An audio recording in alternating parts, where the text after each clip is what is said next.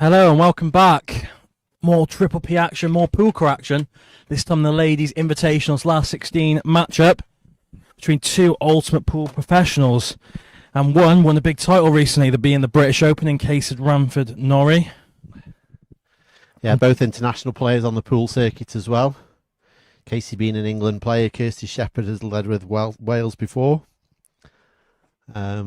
So get on the pages, guys. YouTube and Facebook, we're live on there. So there's two formats you can watch us in.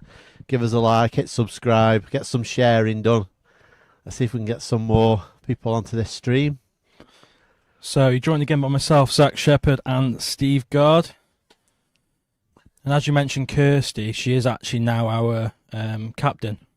Oh, right, okay. So I couldn't find that. yeah, well, you wouldn't, to be fair, because sadly, last couple of days. No, she was captain at the, I want to say Anglo-Welsh and maybe the Euros. Yeah. But yeah, no, more recent than you wouldn't have found it by searching. But yeah, it looks like Casey has won the lag. She will be in Morocco. Sadly for Wales ladies, we don't have a team going to the World Championships. Is she an off here? A little kiss on the yellow. But yeah, Casey will be at the World Championships representing England. She got through their internal trials. She didn't originally get an automatic pick, which I was quite shocked at. But yeah, considering the way she's played this season, well, back end of last season, going into this season. And straight away, how unfortunate is that? One foul straight away. Anybody got a prediction on a two-foul win? But if you did predict Kirsty for the first player to foul, that is now in. So, first player foul, Kirsty Shepherd. For those of you on the prediction contest, congratulations to those who have won prizes the last few weeks. Is Vicky Lomax still doing well? To be honest, I don't know, because I've been a bit busy with things. I've not kept an eye on the predictions. I did see the 1 week I know last week Kerry Griffiths was one prediction off a full house, which, wow. Yeah. Which back in the original days would have been one off a lot of money. Yeah. Of course, we've changed that up. So I'm not sure how long they've been here practicing. You'll probably tell me because you were here before me. Yeah, they've only had one frame each. However, Casey's had an hour previous to that. With these balls? With these balls. Okay. On the other side of the coin, Kirsty Shepherd, they're actually looking at running a league, a local tour now. Okay. Poolka League, and she's been brushing up on rules with our referee tonight, Mr. Mark Goff, in the house again, and she's taken some photographs of the table as well because they weren't sure on the setup of the table where the pink ball was going. Yeah. But yeah, Kirsty seems to have a pretty good grasp of this game from what I've seen them play. It's very well cued. A bit unfortunate with the white ball. Well, I've been watching this and they seem to have settled in with this white, but even though they only played one frame on this table this evening, they've really settled in quickly with the white ball. I've actually had a go myself this evening as well. With Mark. It is different, isn't it? Oh, so, it's massively different. People don't really understand. Should just let that run on though. Yeah, people don't understand. We know we say it every week, but we'll probably repeat ourselves every first round match for these ladies and men's and then they haven't really got an excuse then when they come in the second time. Yeah. But it does play different on the white ball. It does take time to get used to. So you do expect early on there to be more misses and loose positional play than later in the match. Yeah, because I've been having a knock on the pool table for about an hour before Mark came. And I switched over onto Poolka with Mark. I had two frames with Mark. And you just suddenly have to revert straight back to your snooker days. Mm. It is just like playing snooker on a quarter of the table. Yeah. And it's it's different. It is different. The angles you're potting at change slightly as well because obviously you got a same size cue ball. Yeah. So your potting angles are slightly. They're not massively different, but it's there is slightly different. It is slightly. So makes them slightly wider. So I played a cutback into this bottom right hand corner where the white ball is now, and overcut it by a mile. No. You know, expecting it to with a flick with the smaller white. But no, it didn't, and it overcut. But Casey, yeah, for as little as she's played, got a really Well, I nice, think, really nice yeah. touch with the ball I earlier think on. her local club have got a set of the balls. Yeah, she has said they have got some, but she has, like I say, only managed an hour. Okay.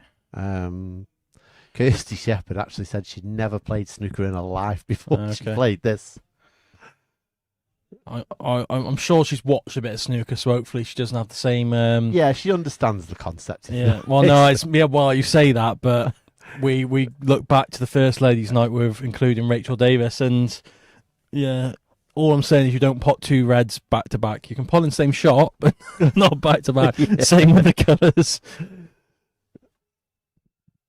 I've only ever seen Jack Lazowski do that in proper snooker once. Forget he was on the colour and played two reds. Yeah, you just get yourself in the moment when you're under pressure and stuff. But she played a good opening shot. Black was over the bar. There's a lot of pressure on. She doesn't get. She was leaving Kirsty in, but it was in. And you fancy her for the ease to take the first frame. Like Steve says, start the night. If you're watching, give us a like, give us a follow. I will tune in to the comments. So if you've got any questions, let us know. Oh. So we are live, like I said, on Facebook and YouTube under TriPPPle. See, that's where the ball's just caught her out a little bit there. She didn't quite get hold of it enough. But it's not just the size; it's the fact of the weight of the balls as well. The actual balls are heavier. I think she just left this, to the middle. Yeah, I think. See by her reaction. Got a shot there.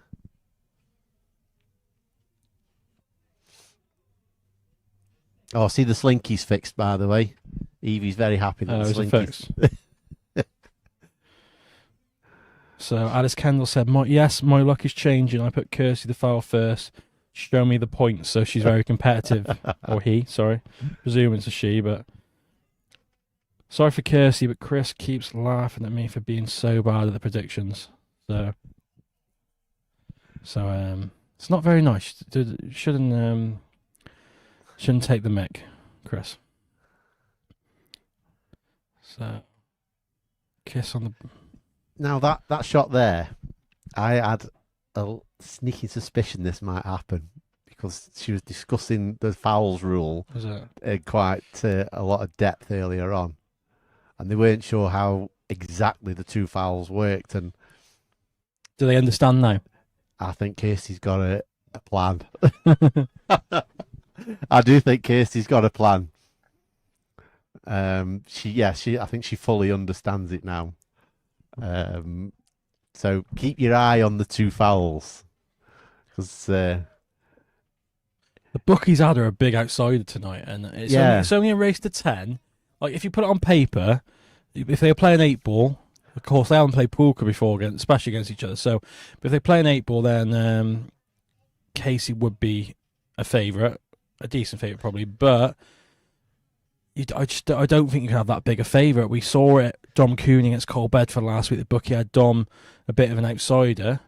And is she on this green? But yeah, a lot of people had a big bet on Dom, thinking, especially on the handicap, thinking it was good odds, and it was in the end, especially when Cole's head went.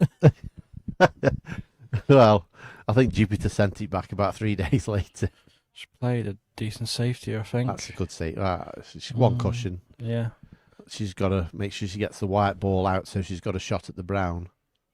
Should she pot it? If she plays it soft pots, she's going to be snooker, like you said. She did play it with pace, though, so she got out. And did leave the double on the brown. So this doesn't look that nice, to be fair. So I know it's an easy pot, but she's got to get out to back in that line where she is now. This is the other thing with doubles as well. I played a couple of doubles earlier, and they do come back straighter. Yeah. More like a snooker table. I wouldn't be surprised. You think she won't miss this one rail, but if she did foul for some reason, I think Kirsty will be targeting that 2 fouls, won't she? Yeah, it's like I say, I think she's hit it, so she's fine. Yeah, I think Kirsty has a plan. Hannibal Smith would be proud of it. So if you are watching and I don't see your comment, you can message me if we're friendly enough to have WhatsApp or text or Facebook.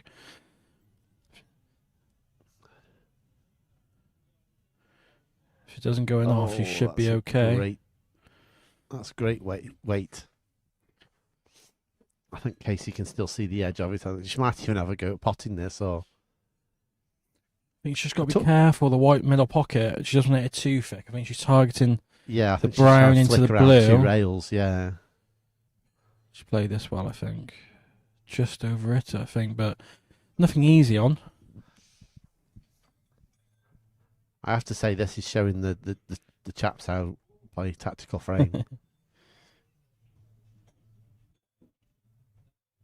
Wait for it. Got away with it a bit. 18 the difference, so it's frame ball for Casey. Does she play the double here, or does she just bash it round, stun the white ball dead? I think you just play that and come behind. Yeah. Especially when you're only one ball, because she's kicking at this no and she has to get it in or safe. I think this would be hard here by Kirst. Oh, she's gone round the back of there. So now it's just the brown for Casey. Not sure if she's aware or not. Yes, it was fully. We had a good session on the rules saying that once you're that far in front that you can't be caught, you can just do what you want. So it's just you can just stop. So it's just her maths here that quite possibly. Kirsty was saying about her maths as well. Said she can't do it quick, so she might have to have a look. But they do know they can ask the referee at any point.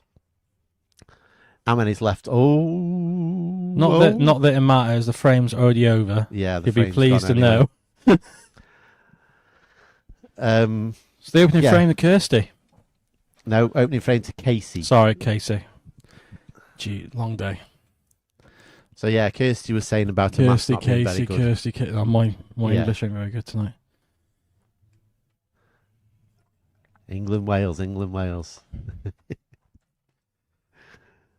Tell me that if we win. Yeah. If not, she's on her own.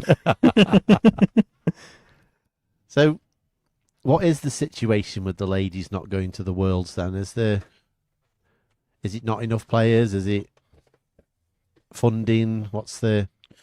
So, as I try and get the charger out, not enough. So basically, not enough players. Yeah. I mean, you have got to go there with at least a hope of doing something, haven't you, really? You can't just send players for the fun of it, because it is funding that, for want of a better word, you can't waste funding, can you? To be fair, they're not. We're getting there to a stage where we're like doing all right on different platforms, whether it's social media, sponsorship, and we're hopefully going to be fully funded or part funded or whatever going in future. So they would have to fund themselves. That wasn't really the issue. I think the problems with the ladies at the moment is they've got so much pool to play in. You've got ultimate events, you've got IRPT events.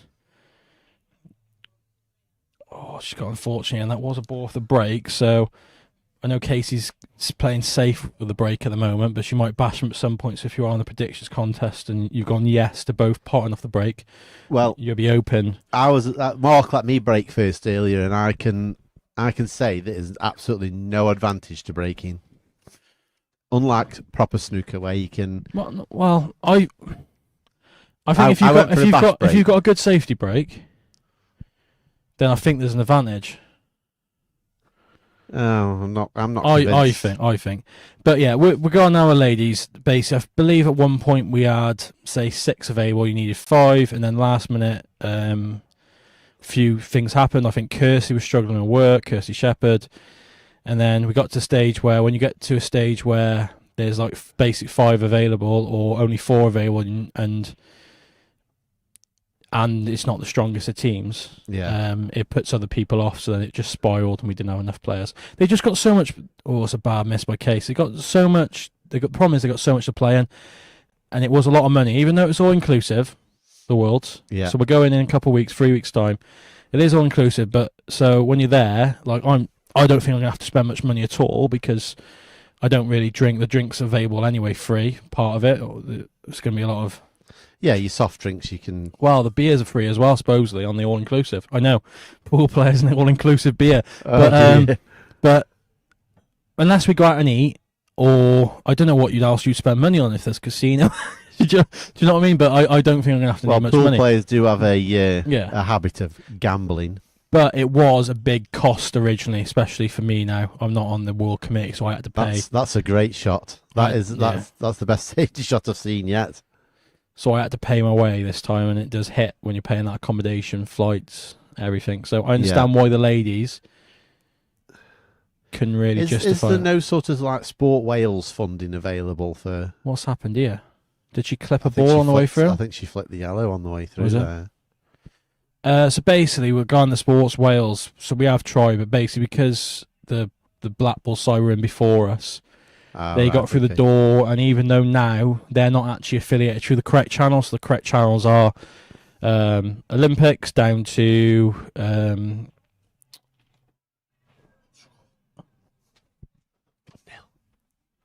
so I got distracted there. So it goes like Olympics down to like your World Bodies for Individual Sports. You've got the WPA, which is the World Pool Association. That goes down to the European Pocket Billiards, and that goes down to like the IEPF and stuff like that. So we're down the correct channels. But because they were in, and be fair, they have got the majority of the players in Wales, and part of the legislation is you've got to be shown to be the main promoter of sport, even though I don't think they do enough stuff regarding drug policy, juniors, officials, coaching programs. They clearly don't do enough of that for a national body. They're still through the door at the moment, so might take time. But to be fair, even if we got it, I think the funding is like £5,000 a year, which is I'm not saying £5,000 is not a lot, but when you're trying to, our bill going to the Worlds in a few weeks for Wales was about 40 odd grand. Yeah, it soon mounts up, doesn't it, when you're taking... So what's that? Well, the Wales, you're the that would have been about 12%. That would have been about 12% discount for the players, which all helps, but that's just for the one event. When we go to the Euros, our bill's bigger because we got B teams. Yeah, and there's not just B teams. There's not just B teams in the Open. There's B teams in the over 50s. There's B teams in the over 60s. Great long ball there by Kirst. I tell you, I've been just watching this while we've just been discussing this funding thing. Yeah, and she's knocked some fabulous balls in so far. The red down the rail to get on the black last shot was mega. Yeah. I think we're going to have more of a game of it than the bookies are making out tonight. Kirsty looks like she is really in flow. So no, it's although really. I think being a little bit short might not help her here. Still love a little drop in. Got that. She's used to stretching like on the pool table because she's a tad shorter, but so's Case. But they both get about. Yeah, it's really hard. Pool is. There's positive things like they've announced, I think, on TV the other night that there's going to be. Well, saying that, like realistically, they've increased a 20% increase in prize money. Ultimately, they announced that the other night. Yeah. But realistically, on the proceed. Oh, she screwed that lovely. Oh my! I'm not in there. I was expecting it off in the top right, but how unlucky is that? Realistically, I know it sounds like we're getting £30,000 first prize, but that is literally what they're doing. Instead of having 2 events on a weekend. Should the red not have to come back up there? No, so the red only comes up if it then stops you from say for example, she couldn't win the frame, yeah. And it's because say she was 40 and there was 35 left, and it's because the red went in. Yeah. Then it gets respotted. Right. Yeah. So it's last ball. Yeah. Pretty much. So they've increased the sponsorship, increase of prize money by 20%, which is good. Like the more into the game, the better. Realistically, Pro Series weekends, we've gone from 2 events to 1, and it's going to be, by the signs of it, a true double a limb. That's a bad miss there by Case, especially when she had Bourne on there. And what's the difference here? Is that she only needs the yellow? Yeah, she only needs the yellow, as Steve said. I think she should sit down. And that's the frame.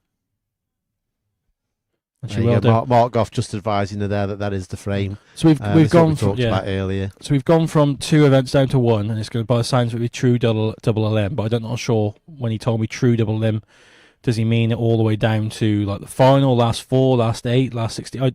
I don't get how they could do a true double limb all the way to the final. It's a lot. Like they do in China. That's what they do in China, isn't it? There's a lot. That's a lot of matches. I don't know. And that I don't think that would fit in on a Friday, Saturday, Sunday schedule, to be fair. Not with the way the Chinese run their tournaments are over a whole week to get through all that double limb. We'll see, but that's how he made out. That's how he made out to me. That's how he made out to me, Scott Ryan, when we were having this conversation. Well, so, isn't he the head of the Welsh? No, he's he's CEO of Ultimate Pool. Right, okay. So, I would like it, to be fair, if it's true double in the over. If they can fill in the schedule, it's more pool for us. The true winner will come through in like a true double in. That's why the US Open was like the biggest event for years in the American pool scene. Yeah. Even though it wasn't the World Championship, it was the US Open. It was It was no best because it was true double limb all the way. Well, for many years, the US Open's always been the biggest tournament to win. Yeah. But it's had a few down years, didn't it? With no sponsorship, prize money was poor. Oh, that's unlucky. She's gone screwed straight in off the middle. So, Cole, that's your mind, because what I said was they both get about the table, even though they're shorter. Is that Bedford? He said they both get about, question mark, bit rude, Zach, which... Cole, he did say that. Are you still on Jupiter this week as well, Sunshine? Oh, his head's still gone after Dom bashed him up last week. Got really bashed up last week, didn't you, Cole? He's gone, what's worse, my Q action or maths? At the moment, my Q action, because last night was the first time I played in about 2 weeks, and I watched about 2 minutes back, and that was it. Right, I gotta put some hours in for the Worlds, because that was different level. Terrible. So it's positive, and there sounds like there will be the way Mark Quirk's talking on his Facebook post, it won't just be 30-10. There'll be a bit of more of a gap, because there's all good having it 30 grand the winner like the grand finals, or 25 grand like the grand finals this year. What a shot that was. Great shot. Find that and execute it. But this year's grand final in December for us is one double limb event. I think it's only to the last 32 though. And then it's 25k winner, but then 8 grand runner up, which is... That's not good enough. It's like the year we had the Supreme Series, it was 51 grand the winner, and then it was like... 6 grand for it was something stupid, and they got down to like I think the last 8, and they did a chop, and they were doing their best. Lee Grout, Kenny, they were doing their best to get a match on because they needed a match on. So as soon as they could get a match on, they were trying to do it. That's just unfortunate. Yeah, they were trying to get a match on because they knew if they could get a match on, they could stop these two from talking to the rest. When there's 8 left, they couldn't do a deal. Yeah. But the players, of course, were a bit more intelligent than that. So a few went for toilet, a few went outside for fresh air. Yeah. Delayed it, and then they finally, I think, got a chop at the last 8, I think it was. But I think it could have happened in the last 16, but I'm not sure if it was Farnsworth, maybe. I think it was Farnsworth said no at the last 16 stage. Right. Because they were all trying to do about 8 grand chop or something. Yeah. Maybe a little bit more it would have been. 11 grand or something maybe each. I don't know. It was a decent sized chop for getting to a last 16, but I think it was rightly you don't want to have a chop at the last 16 and then playing the rest of the tournament out, the biggest event of the year, for playing for nothing really. Yeah. Dunster won that event, beat Darren Appleton in the final. So for those of you who are new to the game, you wouldn't have saw Darren play much, but he was... What a player. Yeah. What a player. Unfortunate not to win the Worlds, unfortunately, for him. Not sure if you saw the drama from him over the US Open from last night. No, I saw the Earl Strickland one. Yeah, that one as well. But so basically, Darren was playing Mickey Krause. Mickey Krause, yeah. Yeah, and I think Darren was 8-4 at first and 9. He had a really bad kick, and Darren's not shy of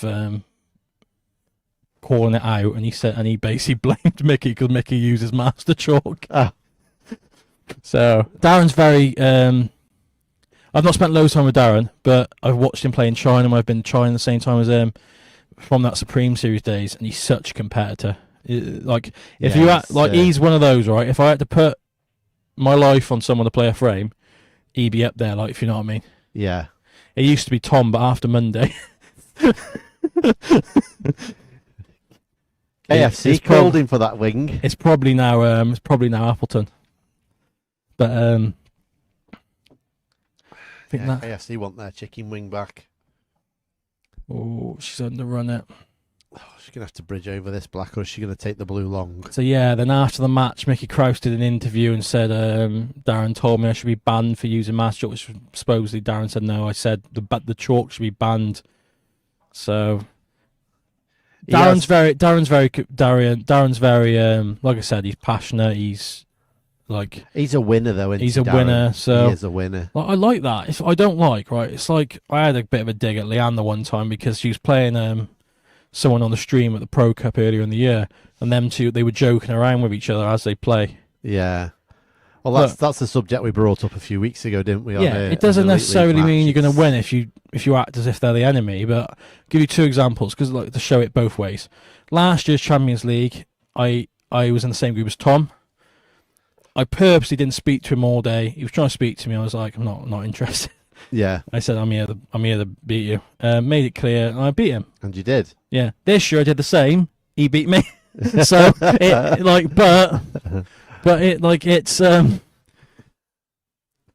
I don't really want to. Maybe before the match is fine.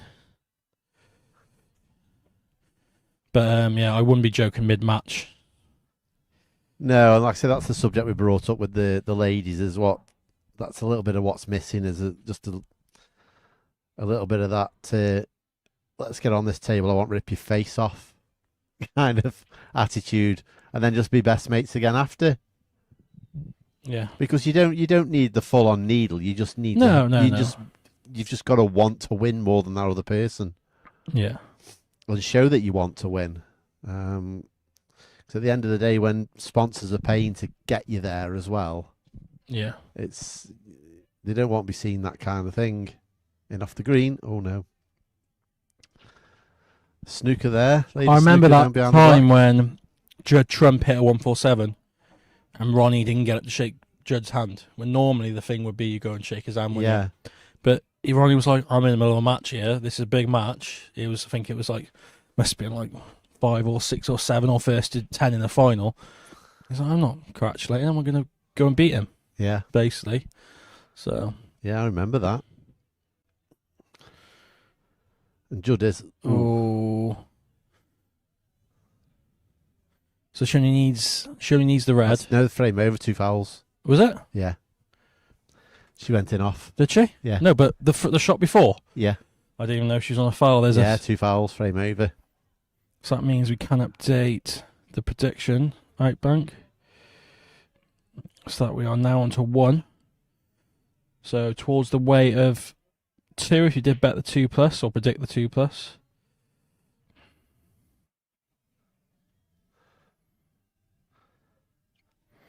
I've just had a message from Joe Nolte asking where is it available to watch. Is it available on YouTube? And I went, yeah, it's available on Facebook and YouTube, as you're all aware, whoever you're watching on YouTube or Facebook. And he said, we'll get it on in the club. Cheers. So we are going to... Yeah, so... I hope they haven't got the audio on.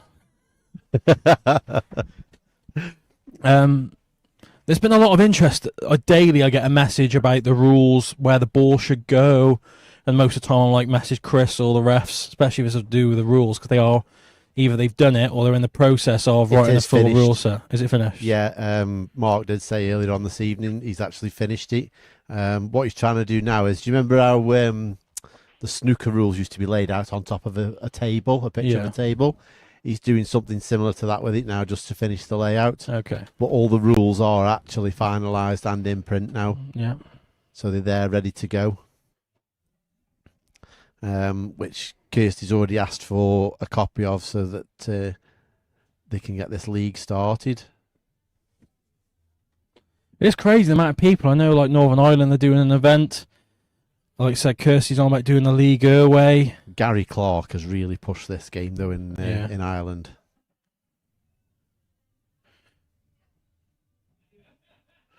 Good white. We're seeing a bit more of a traditional snooker game with these two. Oh, big fluke. That was a bit lucky And she's there. on the brown. Walking around with a great big wry smile on her face. Yeah, Gary Clark is, for some reason, I think it's because I say his name. Oh, miss! That's a bad miss on that brown. Because I say his name quite a lot with commentating on this, and we're talking about where the ball's. I think my Facebook page has picked up on it, Is it? and it keeps flashing up with Gary Clark every 5 minutes. Well, So. it's funny actually because my mum was having a go at me on Friday when I was down that way for a funeral, and I was on the bike because I got some memorabilia, and not that I keep it all at home anyway. There's a lot of it's here at the club because it's going to be going up in new match room and stuff. But yeah, she went, "Have you not got contacts insurance?" Next minute, when I opened my banking, not Facebook or Google, my banking, it was offering me contents insurance. Yeah, it's strange how these phones listen to you. Like I know Facebook have just settled with the U.S. court for 16 billion for listening in. Well, I don't think it's that. I think it's creating an addictive platform for kids. But surely you're setting a precedent there that if they settle there for 16 billion, you have every country Yeah, suing. So I don't know how, or maybe they're only scared of Trump. yeah. Do you know what I mean? Maybe they're only scared of fighting Trump and they're happy to fight everyone else. But 16 billion. Yeah, well, Zuckerberg's one of Trump's mates as well, isn't he? So Maybe it's a backhander disguised as a fine. yeah, Oh, I was about to say she's having the in off tonight. She's yeah. had a few couple of them, times and and that was another close one. so I think Casey's attacking here. Yeah, so it's very much Kirsty's very happy with them being tight, playing the safety shots. Casey wants to go. Casey wants to go, yeah. She doesn't want to mess about. So as you can see on the screen, our two main sponsors, First Class Bet. So if you are looking for a bet on the poolka, they're offering the weekly bets. And then, of course, Q-Psych.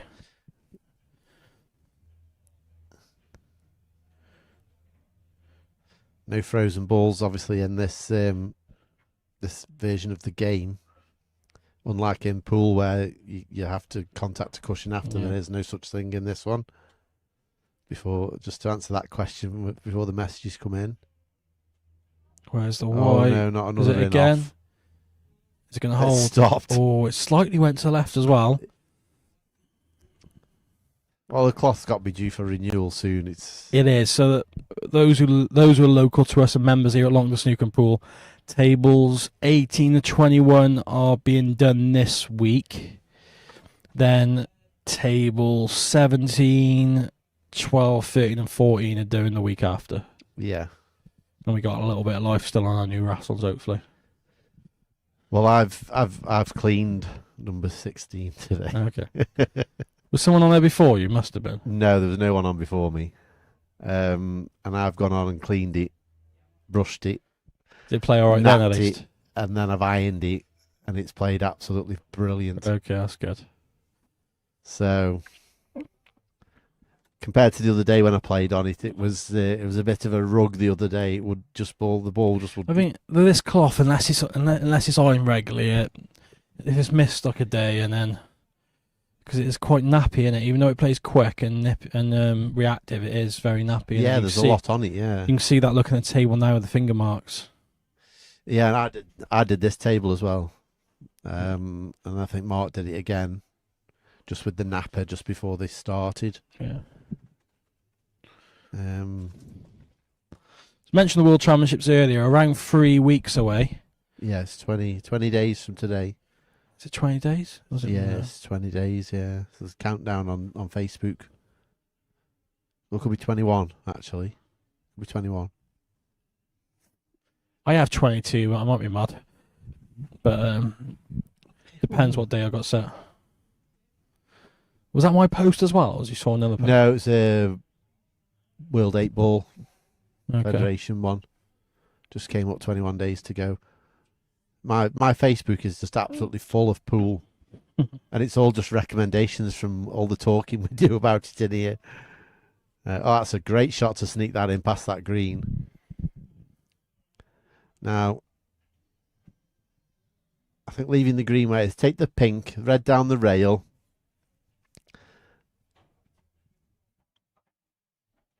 I'm not sure of this black, if she's playing this black. She's going to tie the other two balls, leave herself less room. Yeah, talking about the Worlds here, like I said, it kicks off in 23, 21, 20 days, around that. It's around 3 weeks anyway. Yeah, around 3 weeks. And it's very competitive as usual.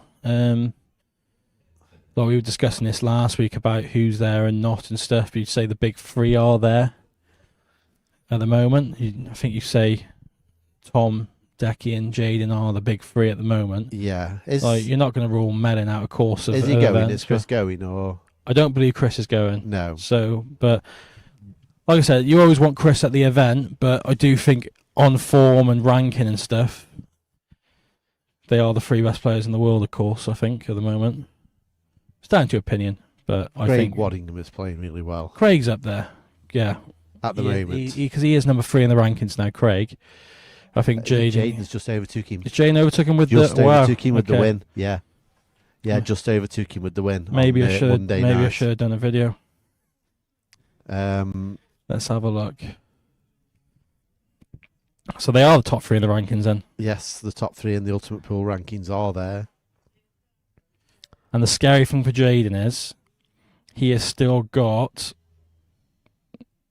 1, 2, 3, 4.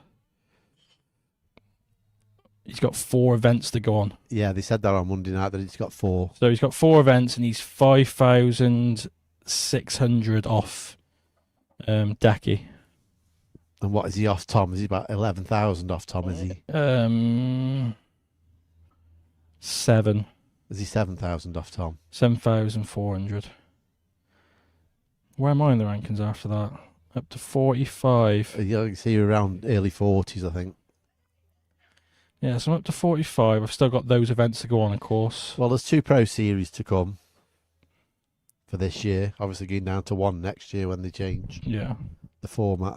That's a lovely shot there from Kirsty, just to hold in for that green.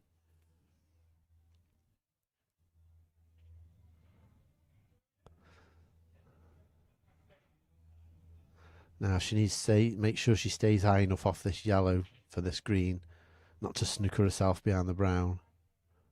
She doesn't want to be playing the gap between the brown and blue, really. That's well played. That's well played. Let's just concentrate here now. Just roll these in one after another.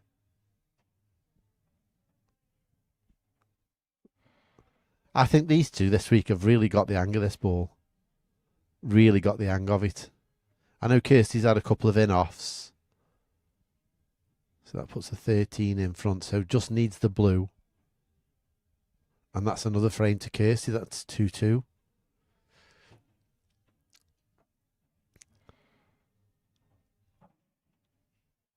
Getting a bit of practice. Oh, what a shot that is around the back of the black. And we're back level. I tell you what, she cues really nicely, doesn't she, Kirsty? Yeah. No rush in her at all. I like that. Not like me. I'm just trying to find Champions League points for you, okay? Well, obviously, yourself and Tom only got the losers' qualification points, didn't you? So 6, 7. You couldn't gain So any Tom more. actually got only first round points, because if you're seeded and you lose, you get the bottom points. Yeah. So he only got 250 points for that event. So let me double check. That's 1, 2, 3, 4, 5, 6, 7, 8 across. So just double check my points, make sure they've not.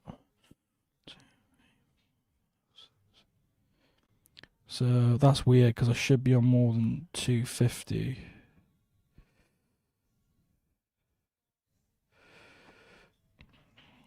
So Mark Goff just racking the balls up for us now. Are we breaking at 10 frames again, or do you know? Yeah, I believe so.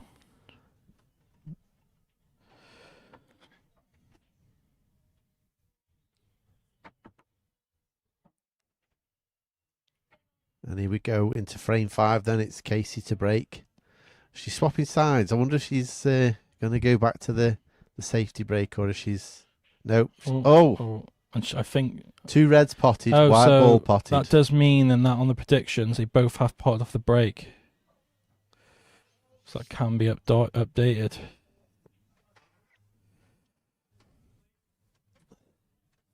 think if Kirsty maintains this concentration she's got going here, she's going to cause Casey some problems. I think the bookies have got this wrong. I think it can be a lot tighter game than what they're making out, yeah.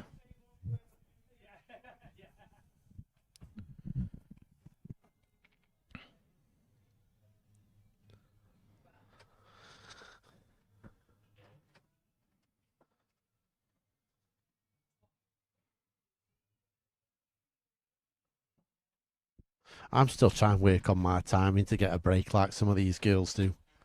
It's for the amount of power they take out to compare to us big brutes who keeps trying to smash the face off it. Oh, thought for a minute the wipe's going to be tracking them, but it's not. I think we could learn a thing or two from how they shoot the ball, I do.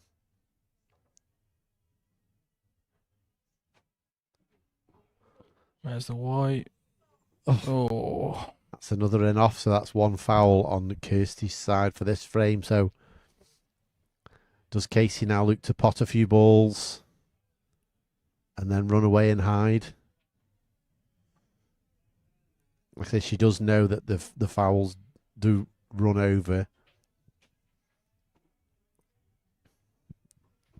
So she could pot a few then, look at it. Look at the safety. Yeah, that's what I was they're thinking. not a great layout, is it, this table? It's not great, but she can chop that one into the middle. If she can manage to chop that one into the middle there, a colour, 2 reds and in the middle of the table with 2 colours, and then play off the one that's by the rail.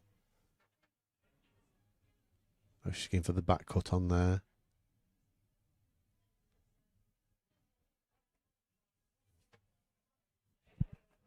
So that's made a big target to get in behind up in that corner, isn't it, for the potential safety shot that could be coming.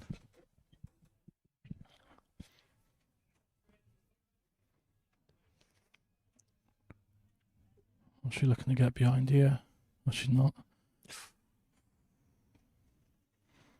Poor miss, really. Plenty of options. See, that's what I like, though. A bit of disappointment. Yeah, not just walking away laughing. She's, yeah. She's annoyed that she's missed.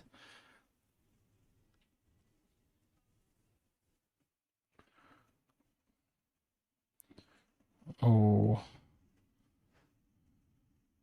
She left this in the middle. I'll look from the side view. I think she has, yeah. So, yeah, I think red pink she's going to go for guaranteed.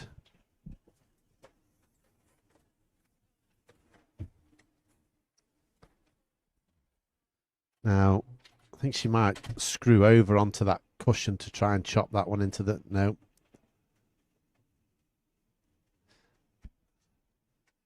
I don't know if she's got the angle now to flick that red with right-hand side just really thin. Take it up around the baulk colours. I know she's gone for the back double. She's really going for attack Casey, this one. Kirsty's still on that foul.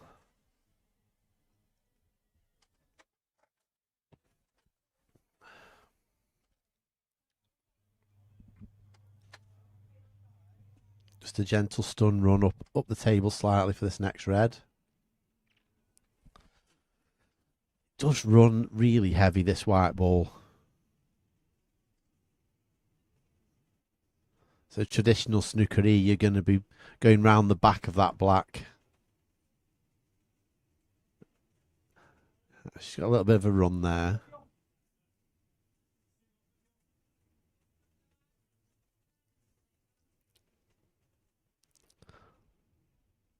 So she's going to go for the kill in this frame as she got the angle here on the pink to run through and get up to that yellow to play it down table. Oh, she's going for the second foul. Right, let's see what happens now. This is a must hit for Kirsty. Although it's still early in the match, it's still only into the 5th frame. That's a good strike. That's got rid of that foul now. So Kirsty's back on 0 fouls.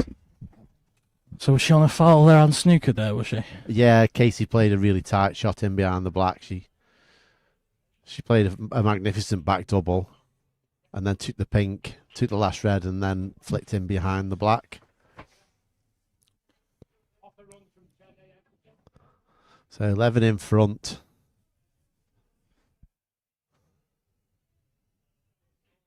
So she is going to need up to and including the blue. She got a bit fortunate there because she didn't play there. You can tell by her reaction. No. But this to So that's 14, 18 with the brown. guarantee a respot. So You can just stun the ball in long, don't you? yeah, just stop the white ball dead and then. Easier said than done, though, as we keep talking about these.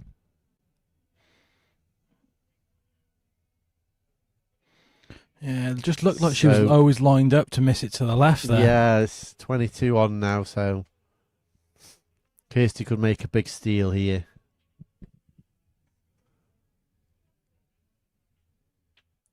Oh, that's unfortunate. She really needed to play middle ball with the right-hand side there to take that round the black, really.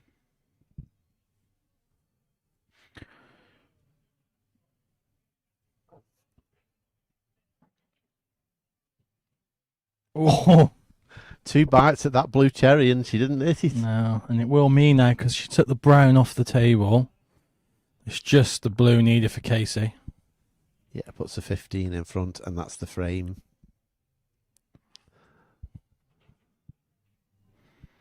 And that is it. Retakes the lead.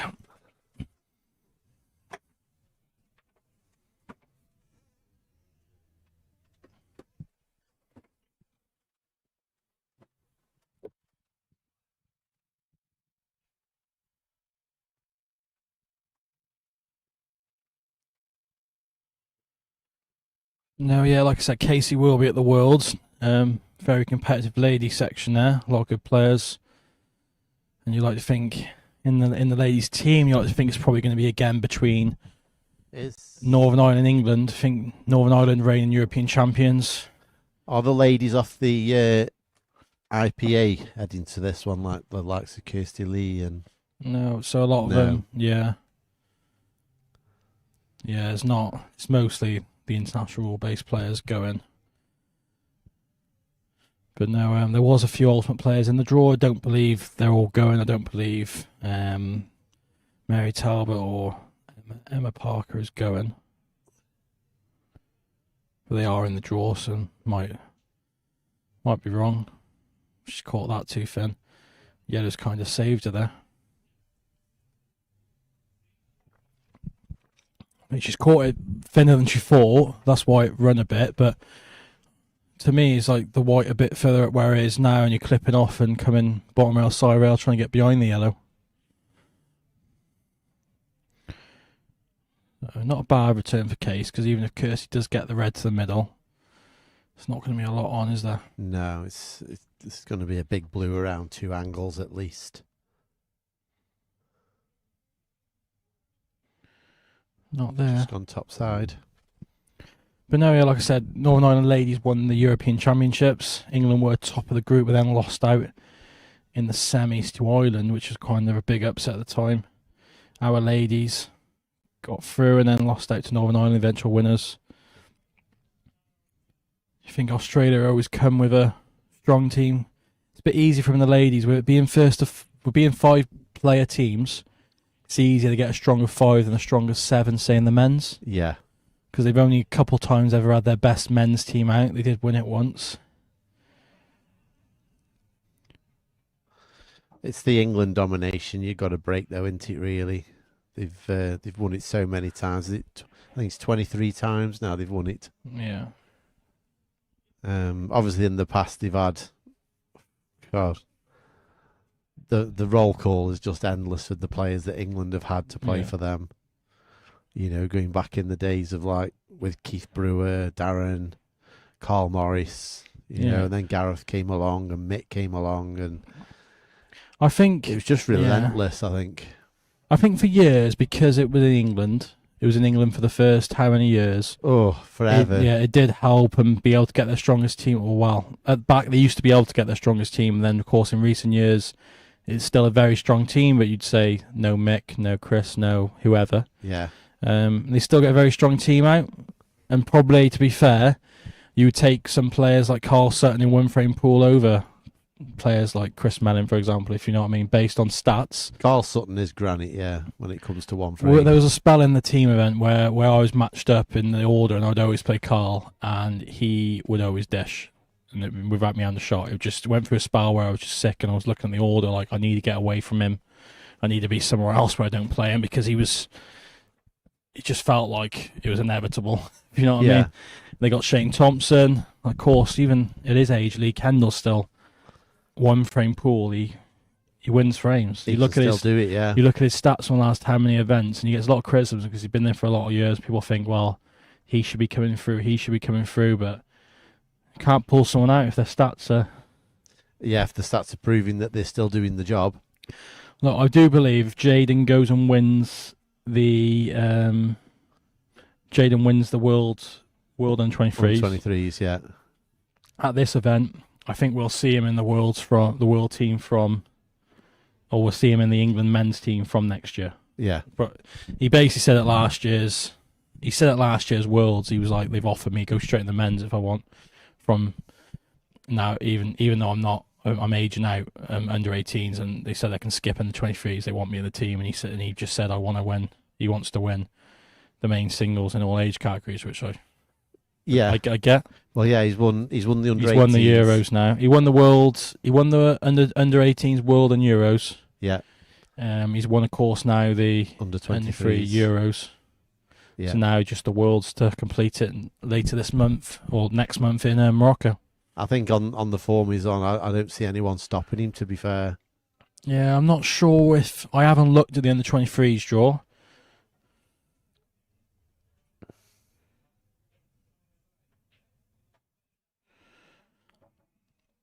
Right.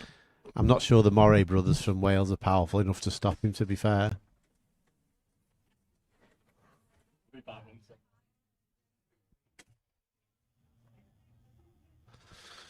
Right, so we've gone a bit safe and a bit messy on the right-hand side of the table as I look now.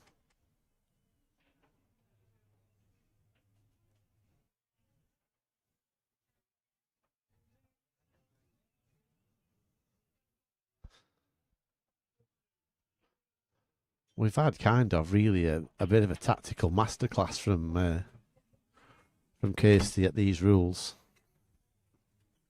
Oh, watch your head. It's flung open.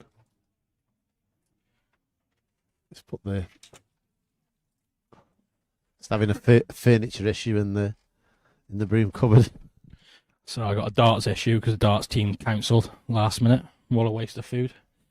And then and then I just nearly took my head out in this commentary box, which I need to sort out again. I'll have a sandwich if there's one going. I've had no tea. I'm starving. There you go. I'll see what they got. Sue did say to me yesterday, though, that there was no darts tonight. She means ADC. Ah, right, okay. So yeah. we have, luckily at the club on a Wednesday, we have ADC darts 7 to 10 weeks. So it's like we have 7 weeks on, 3 off. Yeah. And then we have Lay's darts, which is meant to be in every week, but it's just been cancelled. Right.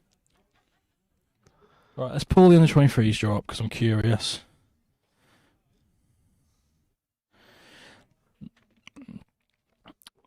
So black hanging, I think we'll have a plant here.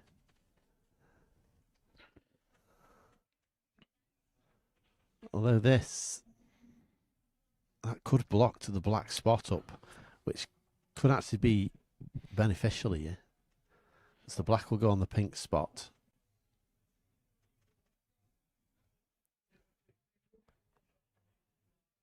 Which really in this game, the black going on the pink spot opens up for the higher breaks. I know Giuseppe did the max with the black going on the spot predominantly.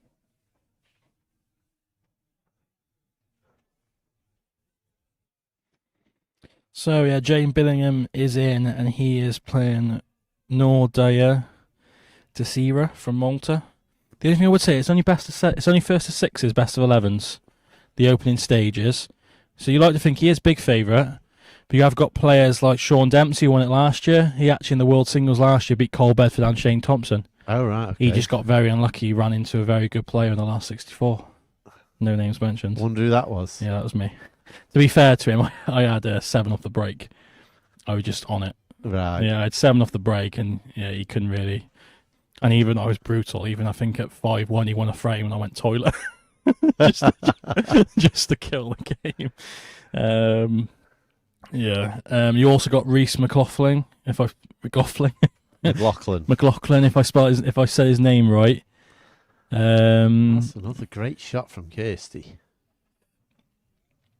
So you got Reese, who's an Ultimate Pool Pro. He won the under 23 Masters last year in Ireland.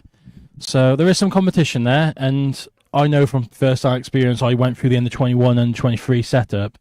I went through when you had the likes of Giuseppe, Josh Kane, Callum Singleton, Ryan Pisani, these top players. Callum Singleton, Bad miss that from Kirsty. Especially she got 16 the lead here and a few pots away from really winning the frame. I come through in those spells and I got through to 2 world semis, and the one time I had a lad from Morocco, Amin Amiri, who was on the snooker tour, good player, but I was favourite at the time against him. I was playing well, just kind of let it slip, and I think I ran into Giuseppe at one event as well. And you don't have many what's the word? Hits at the, you don't have many goes at it, if you know what I mean. Yeah, not many Pops of the cherry. Yeah. Bites. You don't have many bites of cherry. That's the saying I wanted. You don't have many bites of the cherry, and when you're there, whether you're favourite or not, you have to take it. You've got to make it count. Yeah. And of course, in the game against Giuseppe, I wasn't favourite. And of course, in the other game, I thought I was favourite, and especially that event, I won player of the tournament, the team stats. So I'm playing well. I really fancied it. That was the event we got to the world final, and we had one visit against England, lost 5-0. Ben Forte had one visit, the rest we all lost off the break. I broke dry, got dished. Cole Bedford broke dry twice, he dished. We had a decent team. It was me, Cole, Bedford, and Ben Forte. The 1 year Cole didn't come, we had Sean Stebbins, which he was a very good player from down South Wales. Very, very good player. But yeah, you don't get many bites of cherry for Jaden. He'd be open, of course, to win it at the first cherry now at this event. So you can step up. And yeah, the only thing that worries me with England's setup, the way they go about things, they'll probably shortcut him into certain events, but because of the rankings and where it's kept, and you have to go to internals.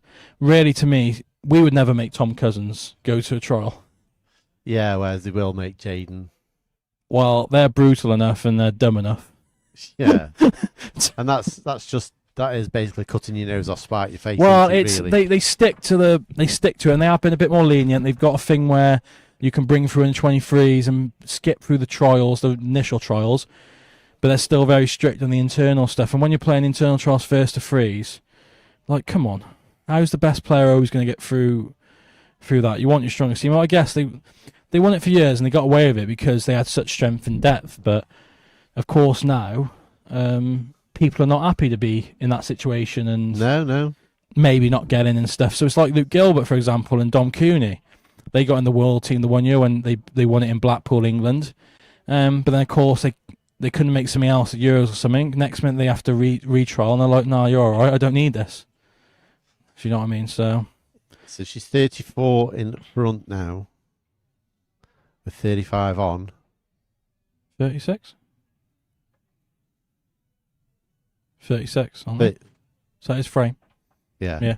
All of us tonight are doing this. Yeah.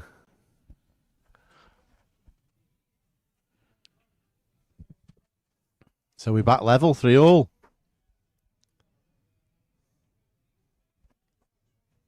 So here's a question for you then. Pulka takes off. Can you see there being a World Championships at it? I don't see why not. No one could stop us, like, you know. Be interesting, wouldn't it? Yeah. The problem is for there to be a World Championship, you need to have players accessible from every continent. And as much as poker is the fastest growing cue sport in the world at the moment, and I'll stick by that statement. Yeah, The amount of people with interest messaging, the amount of people buying balls. Of course, my partners at Sound Leisure, who sponsor me, they say, "Well, we've never sold this many sets of poker balls." Yeah. And even he calls them poker now, and he wasn't keen. He was calling it, what's the other one that everyone wanted it to be called? Hookah. No. Snool. Snool, yeah. He called it the other way. Now he calls it poker because he's seen the sales. Yeah. So, yeah, when his bank balance is going up. I think, as well, this game would be interesting on the Australian 7-foot tables, which is like the 7-foot it would probably be more table. suited in Australia, probably. But yeah, if we did do something, then I would like a World Cup of poker as in the team event. Yeah. That's more achievable because you can say to people, right, you need 2 players for a doubles team. You play singles frames, doubles matches, or even just doubles, and yeah, you can. Yeah, like an ultimate pool pairs event. Yeah, like that. So I think doing a singles thing, unless you put a lot of money up, then you're not going to get them over, I don't think. So, or enough players anyway.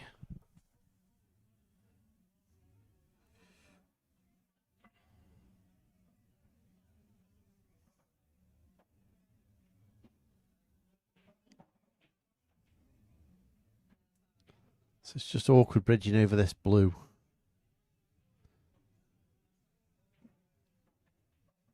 Yeah, she's managed to get on that yellow nicely. So first chance to Casey here to pile some points on the board. Go on, who, if you're watching in the comments, which I can't get up at the moment because my phone's playing up. Let's see if I can get it now. If you're watching, Jazz Bandles asked Snool. That's what it is. Leandra said. Yeah, Snool. Yeah, that's what they wanted. Some of the players, but they are wrong. It's poker. Jazz Bears asked, "What's the ice break so far?" So in this frame, if I'm honest, in this match, sorry, I've not kept 27. Oh, there you go. Steve has, so I can update that. Do you know who by? It was Casey. To be fair to me, I've been in and out of this, in and out of this commentary box. Casey got a 27. Okay, so Casey's on 27. So in this match is 27. Of course, Giuseppe D'Imperio on week 1 had a 107 maximum break, which made us think, to be fair, that it was going to be a regular thing, maxis, but it hasn't been since. No, it's faded. There's been a few close calls, but not particularly another with one. Sean Chipperfield in the house a couple of weeks ago. I know Wacker had a few attempts at it as well, didn't he? Yeah, Wacker had a few goes. Who had the eye break? Casey. Casey. Yeah, it's 27. So that is updated on the screen for you now. Kirsty was getting close with it. She got to 21, Kirsty did. Okay.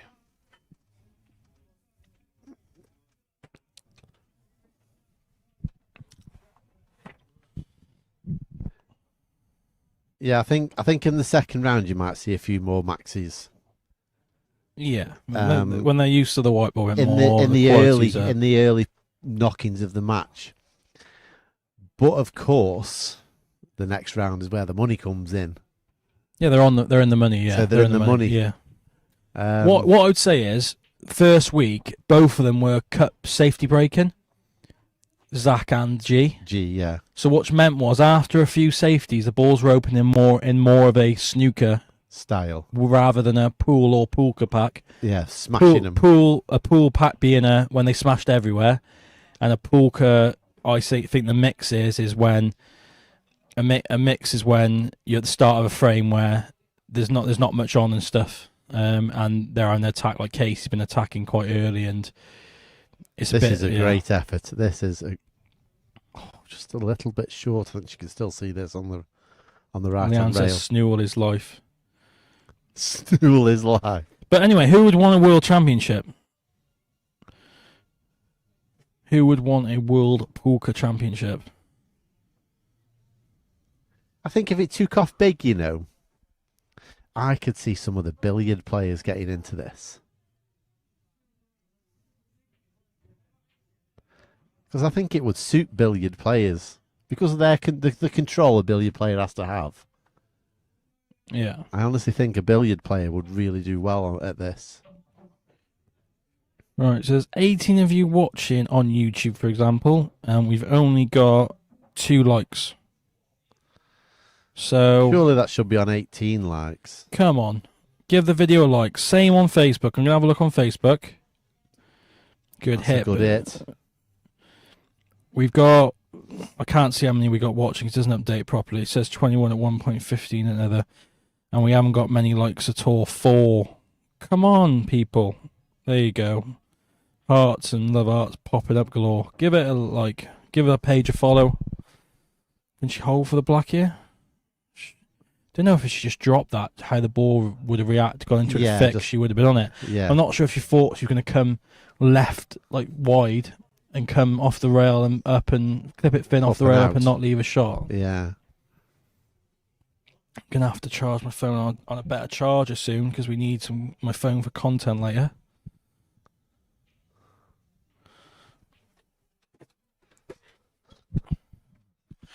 So this is frame 7, which is the total points over and under, and at the moment it looks like it's going to be the under. Yeah, I can't see us making 60 points from this frame now. She fluked it? No. But how these reds are, the red next to the black. So unless you went into it now, it's not a great scoring opportunity. Yeah, that frame 7 is definitely an under because there's only 59 on. The only thing I would say, if she pots these with like higher value colours, she tried going into it, but because there was 3 reds on the table, she's 6 in the lead, so if she took the 3 reds with colours, got a good safety on the last red. Because the way it's laid up, if she was like, she could have played red, if it was the last red, she could have played red into black, leave the red dead on the bottom rail, try and get the white up beyond one of these bulk colours. She's going to try and get out now. Just missed it again, but she will have options here. Well, she will have an option top right, because I think the yellow's going to stop the party to the top left. Do you know one thing I am surprised I've not seen yet is a deliberate foul. What, tonight? You know, We had one last week from Cole. It wasn't a very good one. Well, but I mean a proper deliberate foul where somebody plays, you know, if they're on a red but just play the black up safe because they're so far in front. yeah. You know, stops the big scoring. I'm sure we will have a situation at some point. Obviously, deliberate fouls are allowed. It's not loss of frame like it is in international pool rules. You can play the deliberate foul. Did you watch all of Monday? Oh yeah. What about what do you think about the Sean Story one? Sean Story? Not Sean Story. Sean Chipperfield. Sorry. I think he should. It's because something like Sean. It's because something like that Sean would do. Because he's very intelligent, very gameplay intelligent. Sean Story is. So that's why I had in my head. But it was Sean Chipperfield. Sorry. I thought he should have gone sooner. Give himself a little bit more time, but it was a fantastic decision. I haven't seen the exact situation. I saw what I kind of saw. I was like, "What's happening?" I thought he was clearing up to. He was clearing up to go 4-2. Yeah. He rolled in behind one of his yellows and couldn't continue the clearance. Yeah. But the But clearance he had a was, shot on though, didn't he? No, not really. Did he not? No, he had to blast it round. The yellow was. I need to point at the screen here so sorry viewers, you're not going to see this. So the yellow was like here, and the white was right next to it, and he had to blast it into this bottom corner and come round maybe 3 rails. But yeah, he did sit on it. Zach's just getting up the finish now. This situation, yeah. Yeah, so there. It was a difficult finish because of where the black was in the top rail. How's he left himself there? Well, I know we're talking about something that's not on the screen. He did play. Because we had a one-frame knockout here, so he did play a poor shot. Oh wow! Because he could have screwed up the table, left himself the top one as well, couldn't he? Well, what's the shot he plays here now?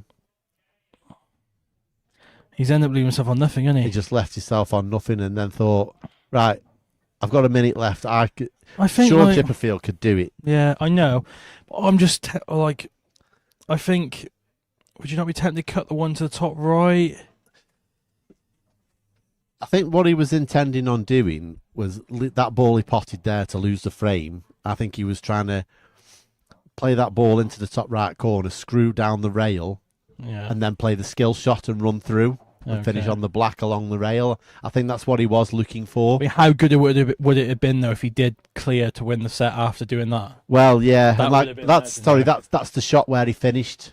Sorry, yeah. So my mistake. In the decider, when it's 3-all, he left himself on top of the yellow going for the finish. There. Is this off the break? No, So where this yellow is now, he leaves himself on top of that in a minute.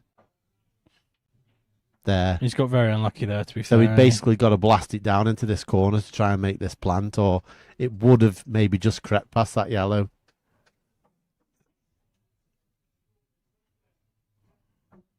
And that was it. It's just that first shot. But it would have been legendary if he did break and dash. Oh, that would have been some finish and some exciting. And just following the DF the frame before, if you know what I mean. And someone was arguing because they have changed the rule. And to be fair, I was one of the early ones that basically got told off, but there wasn't a rule in place. When basically early days used to be able to give frames away. It happened in the OMG days, the black ball shootout days. Yeah. It was in the OMG shootouts days on Free Sports when some people give a frame away early, and they never really put a rule in place when Ultimate Pool started. And of course, can't remember who I played, but I did it. And then I think the week after they implemented basically they banned it and said, well, we'll just replace the balls and you're going to lose extra time, so it's going to punish you. So, but someone's trying to tell me they should have replaced the balls, and I was like, no, because she played good shot. Yeah, that's a shot. I said no because if anything, you're just going to do that all the time to give yourself more time to think. Yeah, and it would have helped him because it means the clock would have gone back, reran, and killed more time for sure. And he probably could have had a bash at something and hoped Tom didn't get the finish to draw it up. Yeah. So she's got unlucky there, and that means that she will have an easy bluey Casey to go back in the lead.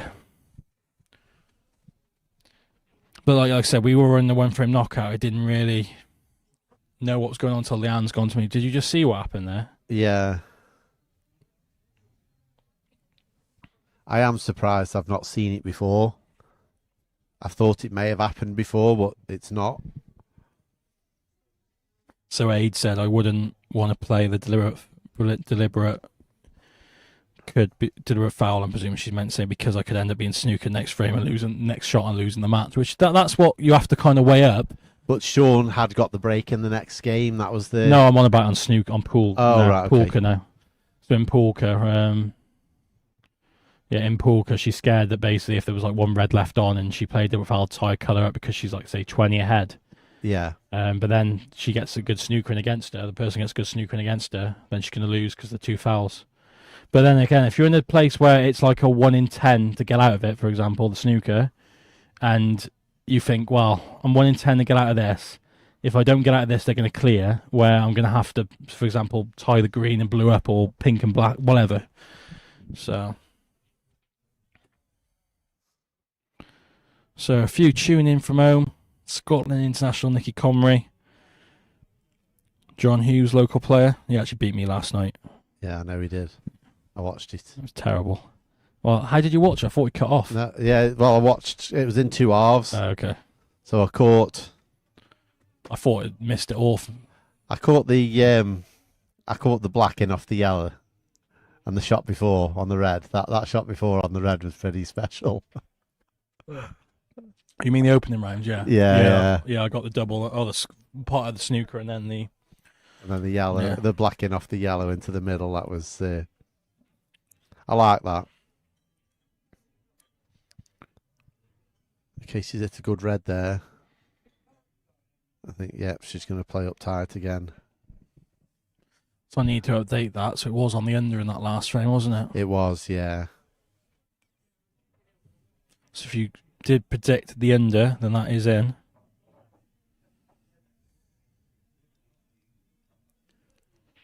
Which is good because I think it only updates under at the moment because there's something wrong with the software. So hopefully I'll update under, yeah.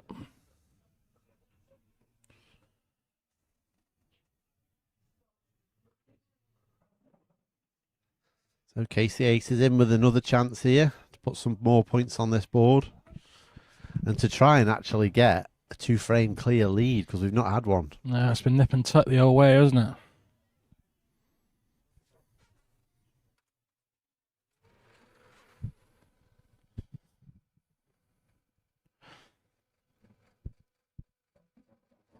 So realistically then, Zach, last year you made the quarterfinals of the Worlds. Yeah.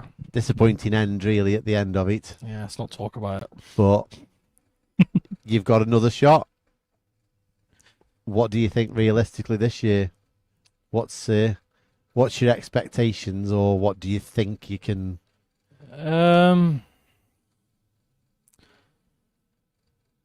What certainly I know what I need to do is I certainly need to the next 3 weeks put a lot of time in, because like I said, she got unlucky here, hasn't she? Oh, certainly. Like last night was the first time I played in 2 weeks, because I played the Champions League semi-finals and I hadn't picked my cue up since, just because a few personal reasons and wanted to take a little bit of a break after all that. We had the tour, then the Champions League. I'd been away. I'd had a few things on, like I said, personally. And last night I played and it felt like alien. Yeah. I'm not sure if like that match against Gudge in the opening round, and it's only first to freeze, you can't judge it entirely.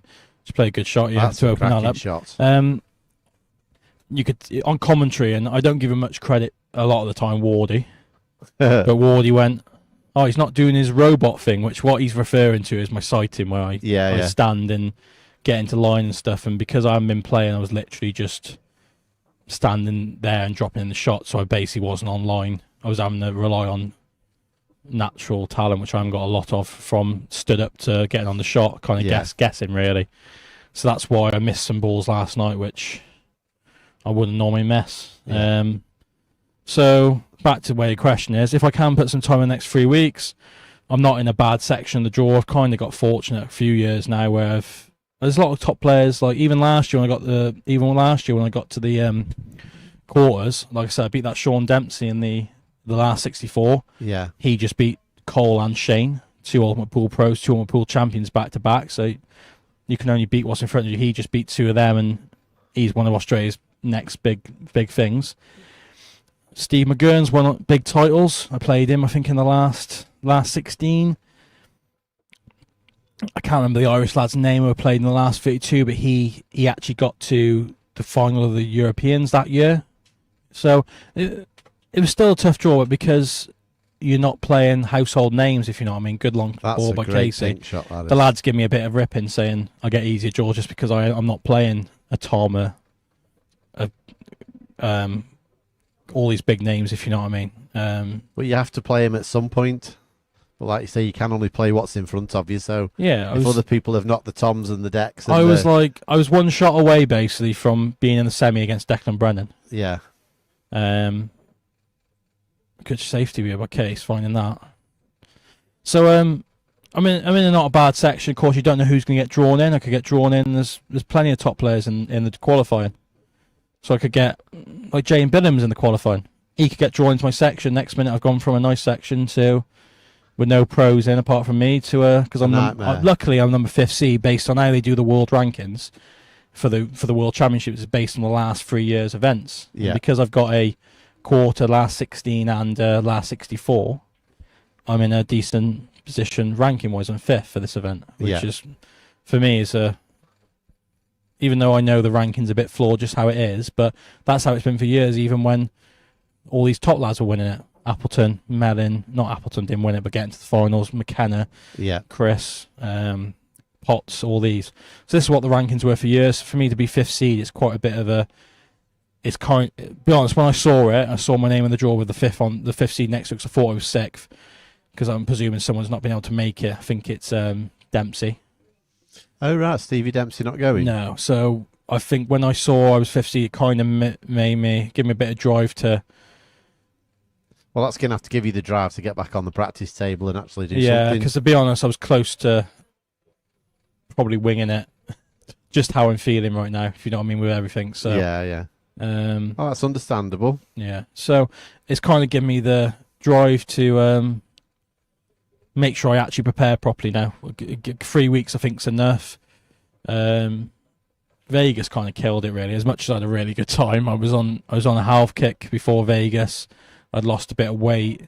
I was training healthy wise. I felt I could run a little bit.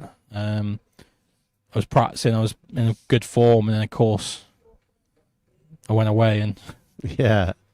and then of course, like I said, following that, I had personal stuff that's kind of made me not want to play. And without going too deep, I'm not.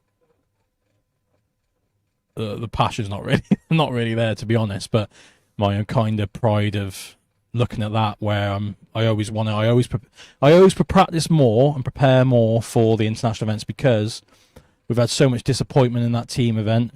A couple of times I've let my teammates down in situations, and I know we all do it. Like even Tom at the Euros missed a big ball. Plenty of us have all done it. Yeah, that's why Malta, wasn't it? It was against Malta. Yeah, in the semis, even Tom missed a chance, and yeah, you don't expect it from him, but we all do it. And I just want to make sure when we go there and I'm in there in the team, I'm the best I possibly can be for my country, for my teammates, if you know what I mean. So I'm going to make sure I prepare properly. It's kind of kicked in now that I need, especially now I've saw that it's so close away, 3 weeks away. It's kind of made me realise that basically, right, you don't get many chances. Like I said, back to when I said about the N21s and 23 years, you don't get many chances at the Cherry. Like, if you know what I mean. Like, I thought maybe that quarter would be the best I've ever did, but I said that when I got to a quarter of the Euros and thought I might not get to another international quarter again, but I missed this chance. But then I've got to another one. So let's be honest, you got all these top players there: Aaron Davis, Shane Thompson, Carl Sutton, Jaden, Decky, even other players, Dylan Leary, Eddie Barker, all these. I have no right to really win it with all them in, but I can. Yeah. Because how the game is, and on my day I can beat anyone. It's just consistency. So this is where I look at the comments, and Cole's taking the mick out of me. As Niall said, no easy draws. Like I said, there's never an easy draw. Like, even though on paper you look at sections and there's a few sections, and you go, and you get pro events, you look at a section, you're like, oh, you've missed Tom, you've missed Decky, you missed Mellon, you've missed Waddenham, you missed whoever. But then you've got to play Thompson to play whoever, and you're like, yeah, well, it's not any easier, is it? No. Just because you're not. And the worst draw being Carl Morris. To be fair, I've got 100% record against Carl on the Ultimate Pool Tour. It's not the playing with Carl, though, is it? No. It's not the playing. I think we're going to have this 2-frame lead, which we've been waiting for. It's 20 in front, so red colour. She goes red, pink, red. That's enough.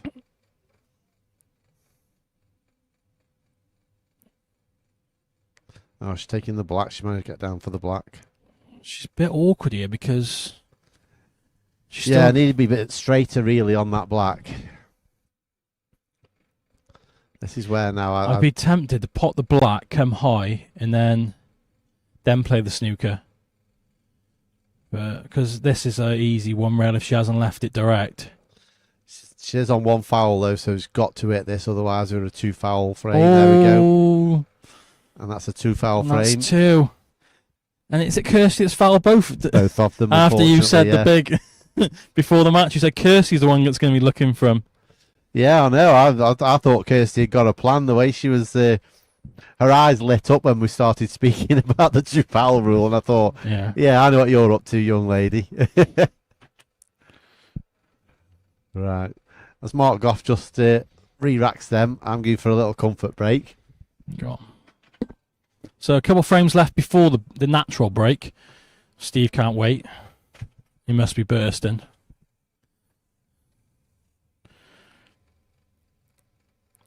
Like I said, the Worlds is going to be class, I think. There's a lot, like Northern Ireland got their strongest team. Possibly their strongest team out.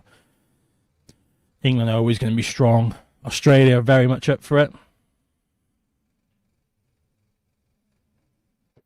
Niall Sweeney, as mad as it sounds, pretty much all 96 pros on their day, with a bit of luck, can go deep, very deep in events and probably win with one like Justin Ashley showed.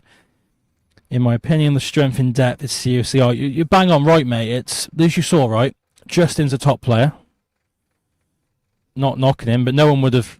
If you had to go down the order of from 1 to 96 in the rankings and pick who you think's going to win an event, he'd be down there where he was in the ranking, if you know what I mean. You wouldn't say, oh, well, he's a bit lower in the ranking than he should be, because everyone on their day can do it. We're all top quality. Clearly, he's found something. Fair play to him, whether it's a different practice routine, whether it's mentally he's got over the line somewhere in one of the rounds and realised he can do it. And he was clinical, wasn't he, in that final against Decky?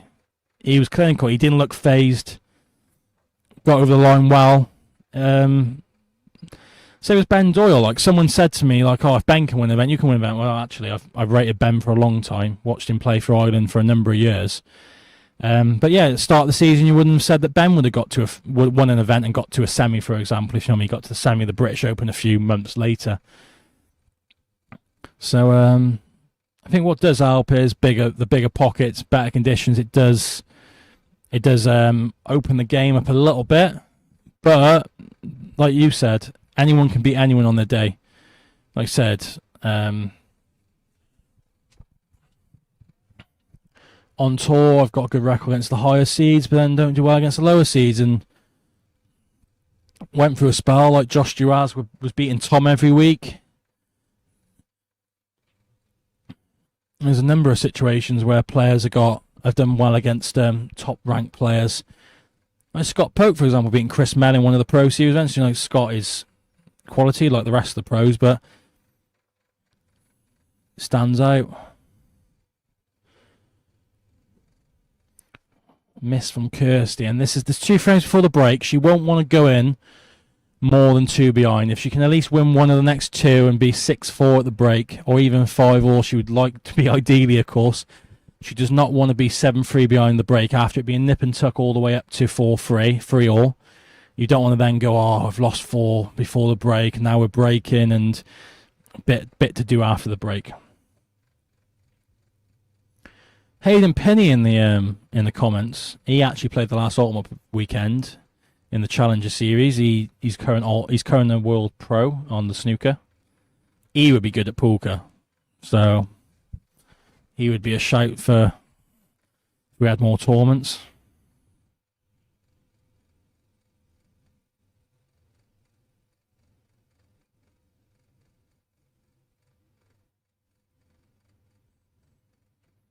Great shot by Kirsty. Is she on a colour? Long blue. And she's going to have to get it where this red's gone. 24 watch on YouTube. Oh, and she's just put... And that's the pressure. She knew if she missed it, she'd leave the game on the line.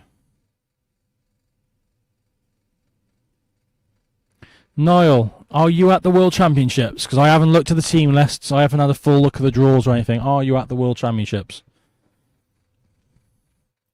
Give us a little bit about the Ireland team if you are or you're not. Let us know what you're thinking. So, I'm not sure if she played for this blue to the bottom left, but she's on it. She is 12 behind in the frame. Should be topping into the black here. I just missed it. Thought just it was going to push forward and go into the black, but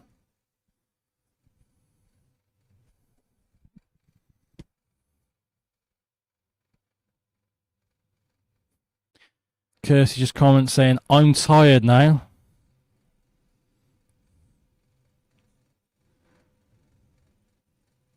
Oh, it's a bad mess.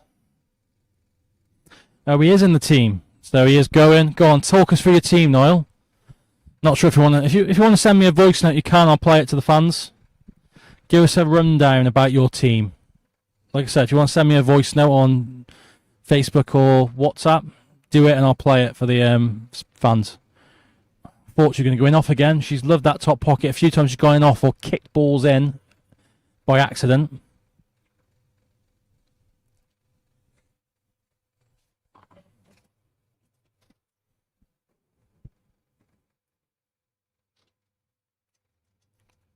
So she gets the pink, the red will drop to the middle. It squeezes in. Like I said, she will want this frame. She will not want to be 6-3 down and like, thinking this last frame's big because you don't want to go 4 behind. So Niall said, missing Stevie Dempsey and Carl O'Donoghue. And the team is himself, Ben Doyle, Sean Sharkey, Cormac Kerr, Sean Walsh, McQuillan, Matthew O'Hara, Dan Dempsey, Jordan Boyle, and Adam Mayer. That's still a strong team, though. No, still a very strong team. Of course, you're disappointed you're missing Carl and Steve. Matt's a weird one. Matt's been in the team for years. He's steady as a rock, but like he's not a standout name, if you know what I mean. But he's always there. He's just Mr. Consistent, if you know what I mean. And Sean Walsh is the one for me at the moment. The way he's playing, and yeah, he's going to be flying up those rankings. I don't personally. Jordan Doyle, probably if I saw him, like Adam Mayer was playing in the 23s when I finished, but he looked about 25, but he was 18. Oh. One of these with a beard, and he had a beard. He had a beard when he was like 12. Yeah, a beard when he was born. Yeah, when he was born, he come out with moustache. But like you said, they got Pro Series winner there, Ben Doyle. Like Sean Sharkey's had some good runs. He is like very much team player. Sean Sharkey. You hate playing against Sean Sharkey. Yeah, he is loud. Very much like Emma Cunningham. You know if he's going to lose the frame, he gives it large. Yeah. Yeah, a bit like Emma Cunningham for the Irish ladies. McQuillan, for example, is one of the best one-frame players I've ever played in my life. Honestly, Dave McQuillan. Yeah. He's been thereabouts for years, and he's Mr. Consistent. So Jordan was one of the best juniors in Ireland good few years ago, had a break, and he's back now playing the last few years. So maybe I have seen him play. I'm just maybe a bit ignorant that I haven't forgot about him. So scores a level in this frame, and this is a very important visit. As I said, she'll be guaranteed the lead at the break if she wins this frame. Very strong team, like I said. Ireland got a strong team, like there you said, so consistent. Northern Ireland probably got on paper, the strongest team. I think for team morale and the way they go there, Malta are always a threat. Malta. They haven't got over the line in the world. Same as us, though. Yeah. They haven't got over the line in the Worlds. We both won a World Team Shootout. Both won a European Championship. But we haven't got over the line in the Worlds.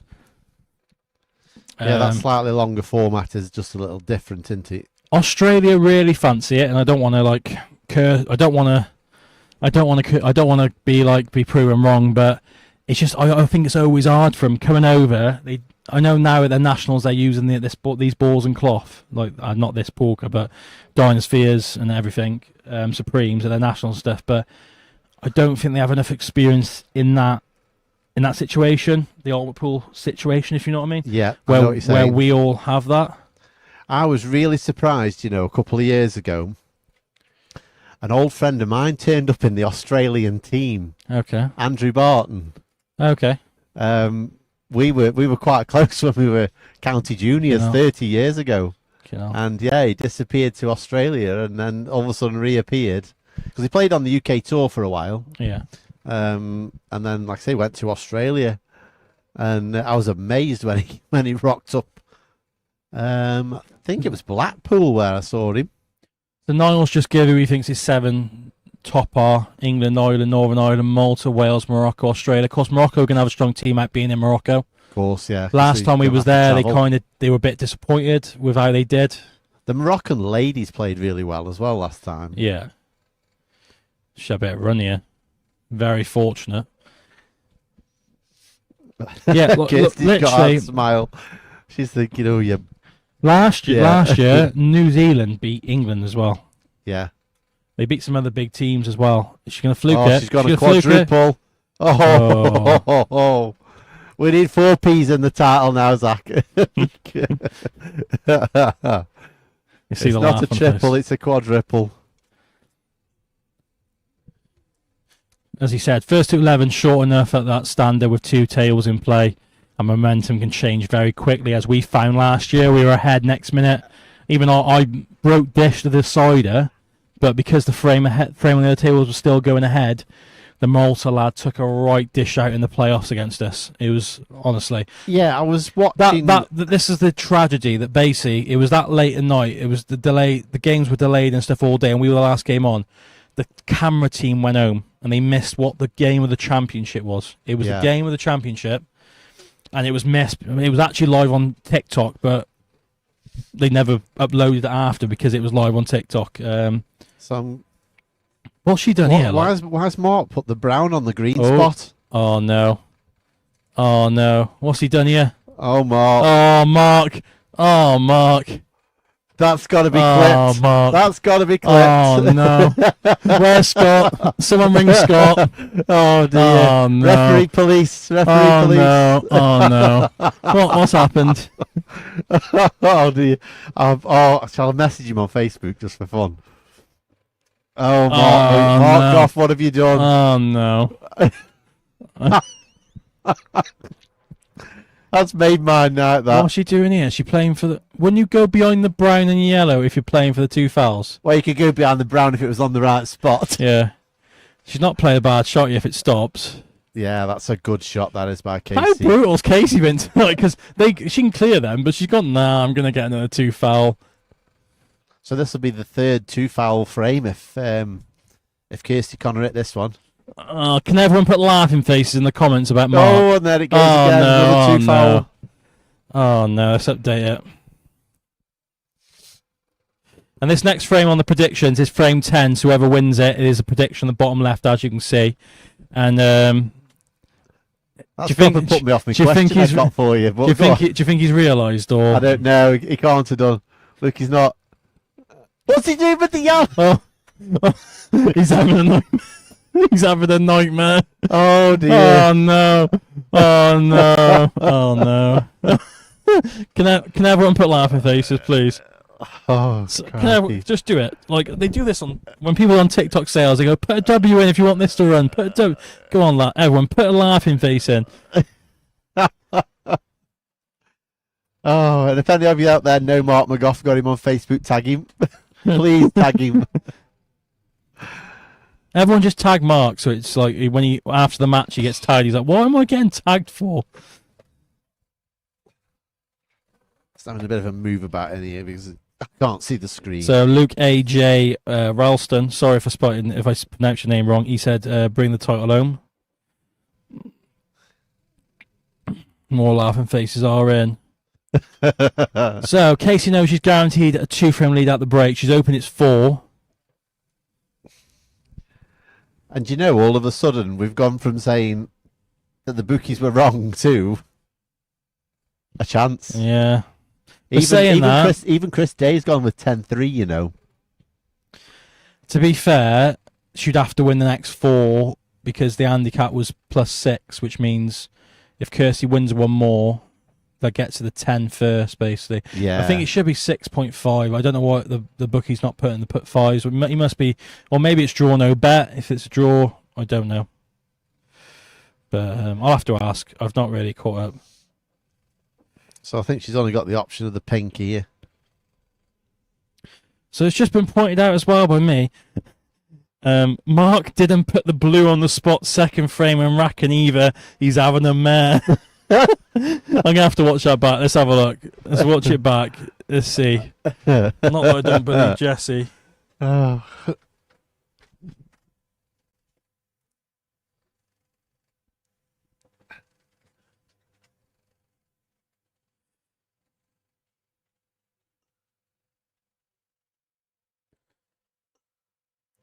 Oh no, it's miles off. It's miles off. Oh, Mark. We can joke around a bit because we got a good relationship with IRO and Mark. It happens. Yeah, of course. Mistakes happen, and if anything, it helps us put clips out. Maybe he's doing it on purpose because he knows we need the interactions. I think, yeah, he's jealous that everybody else is getting the TV time and he's not. That's what it is.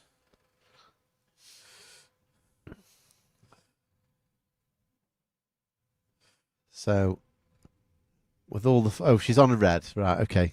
With all the fun and games of Mark, it's... and that's a foul ball in hand. So, go on, Kirsty. Be brutal.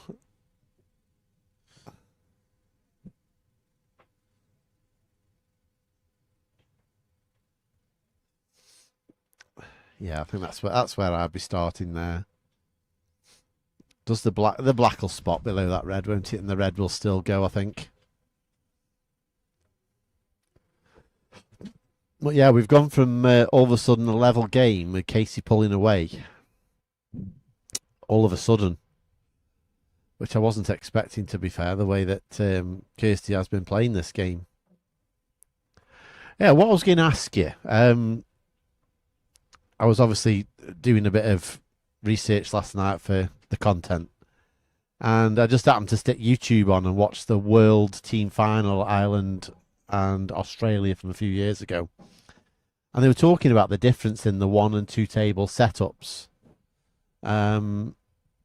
What's your that sort of thoughts on? Okay, I will get to that. But first class bet I've confirmed.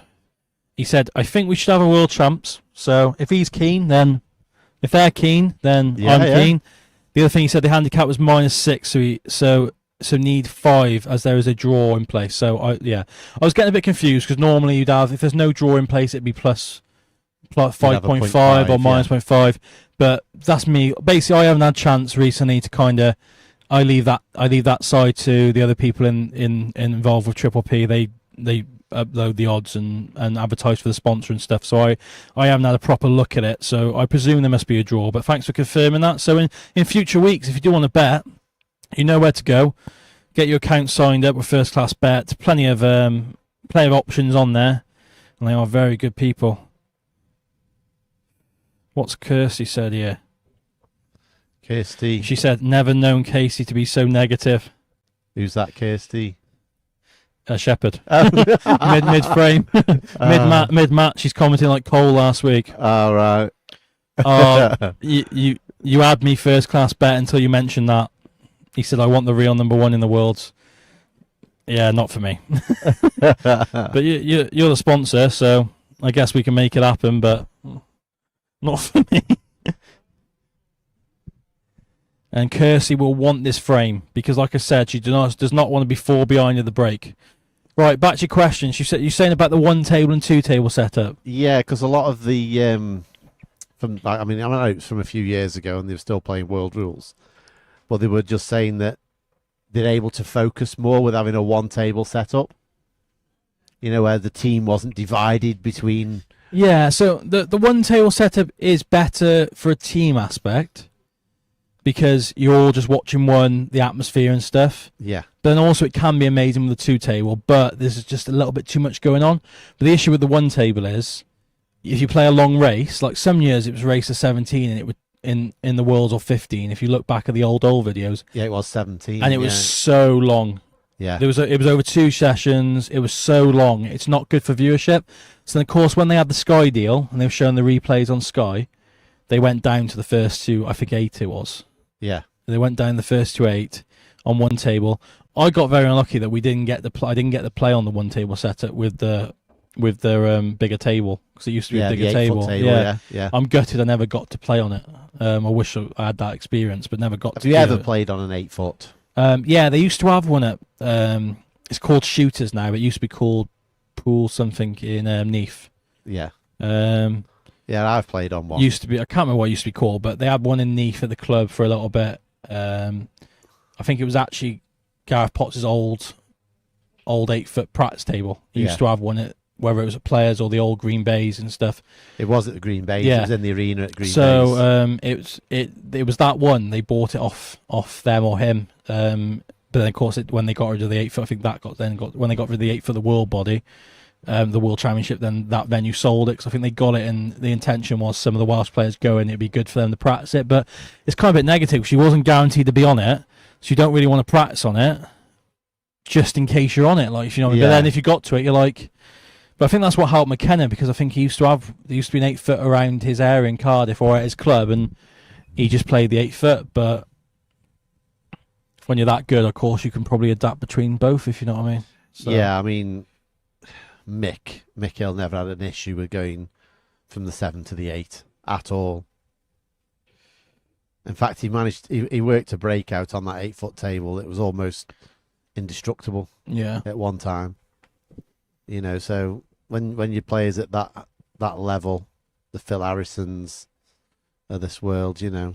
Well, actually, Harrison had a really bad record on the one table. He got to a lot of finals. We did win some matches, but Only ever won once. yeah, it's quite. I think he would have won some more. And Luke Gilbert's a very much. Luke Gilbert puts Harrison in his top 5 of all time, maybe top 3. I think the way Gilbert talks about him. And he said if it wasn't for that stupid 8-foot table, he would have won a lot more world titles, which I can't disagree of, because especially when the UK pool tour first started, which was the breakaway tour from the IPA back around that period. This was the more recent UK tour, not the old UK tour. He nearly put in the pink on the blue there as well. he nearly did Kirsty a favour. Kirsty's reaction. Yes, the teapot. So yeah, he probably would, because that first year on the UK tour, first 2 years, he dominated the amount of events he won. And Tom moved over to that the second year, and he was still winning titles on there. Even with Tom going on course, then Tom did get to number 1 on that eventually. But they had the Premier League. I believe he won the Premier League.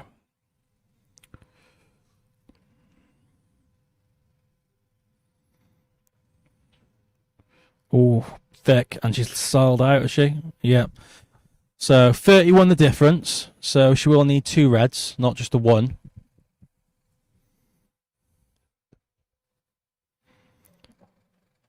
So I'm going to walk in there. Red and pink. Red and pink, is that enough, is it? Yeah, red and pink. Okay. Ignore me.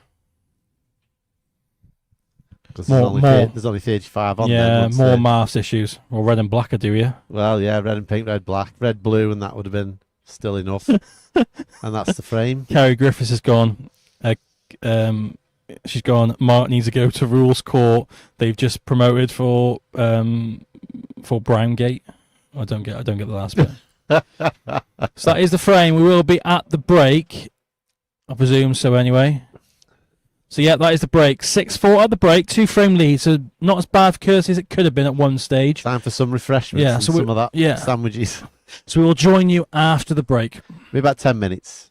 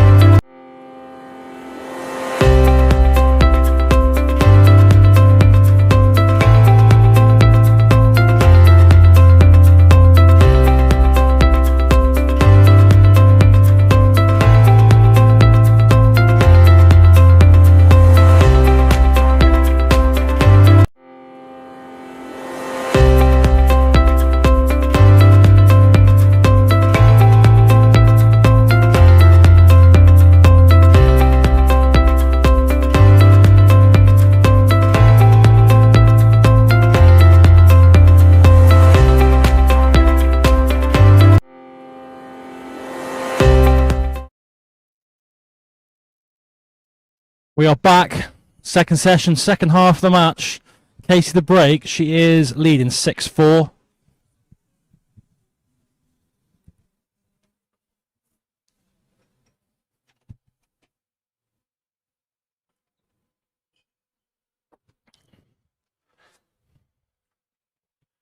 think it's less dangerous leaving a long ball on in the ladies' game, not being funny to them compared to the men's, but they haven't hit the safety breaks very well tonight, have they? No, they've not. But I will say they have. I think they have a better cue ball control when they've been in the balls. Yeah. They've just missed silly balls.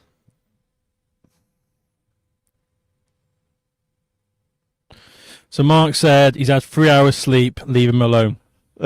That's what Mark said.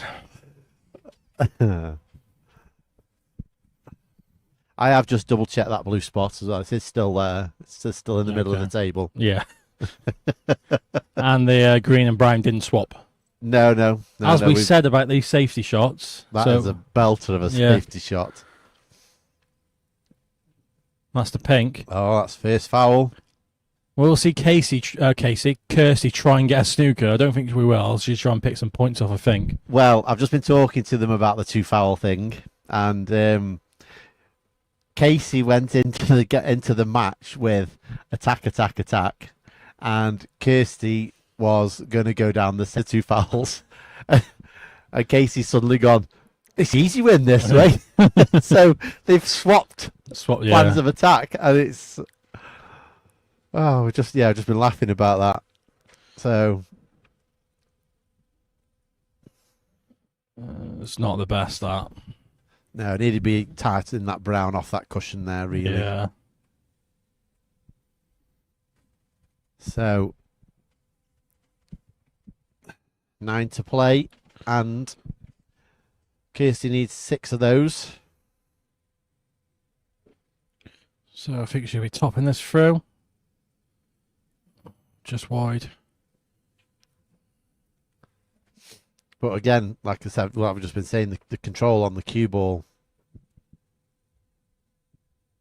Oh, it's just the silly balls that are missed. Yeah.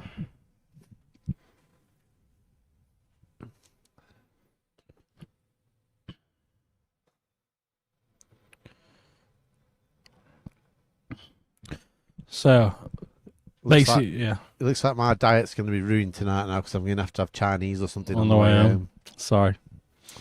Terrible. So, I was like, we're doing a bit, well, hopefully we're going to be doing just a quick bit of filming after this match, just for some other projects. And I was open, well, I wasn't open because I want the place to be busy, but I thought not normally after the poker finishes is towards the end of the night. But there's a few people actually in, so yeah. We're going to have to work how we do it. Maybe not in the top, I'm not sure. Is there many people in the top room? It's full. It's full. Okay, so the match room is full. Every table's out. It's that full. Yeah. And I know it's full because Lloyd and Johnny Winter are out on table 12. Oh, they got demoted to 12. They've been demoted. How do you take that? I think with Monday League starting next week, I think they're getting that's our table. Okay, fair enough. So maybe they're playing on it just to get used to it a bit. Oh, I did see you're playing on the Falksies. Yeah. Yeah. On a Monday. There you go. I'm playing back in League on a Wednesday. Yeah. And I don't know if Lee Baskerville's listening, but this is breaking news. I won't be playing for Lee Baskerville at Plaza on a Tuesday either. Okay. What you going to, were you? I was going to, yeah, because they were staying in the Premiership. Yeah. But they've just found out Castaways are back, so they will be demoted. Okay. So I'll more than likely be signing for George Bradbury. Okay. That's on a cool. Tuesday. That's from here, of course, table 15. Yeah.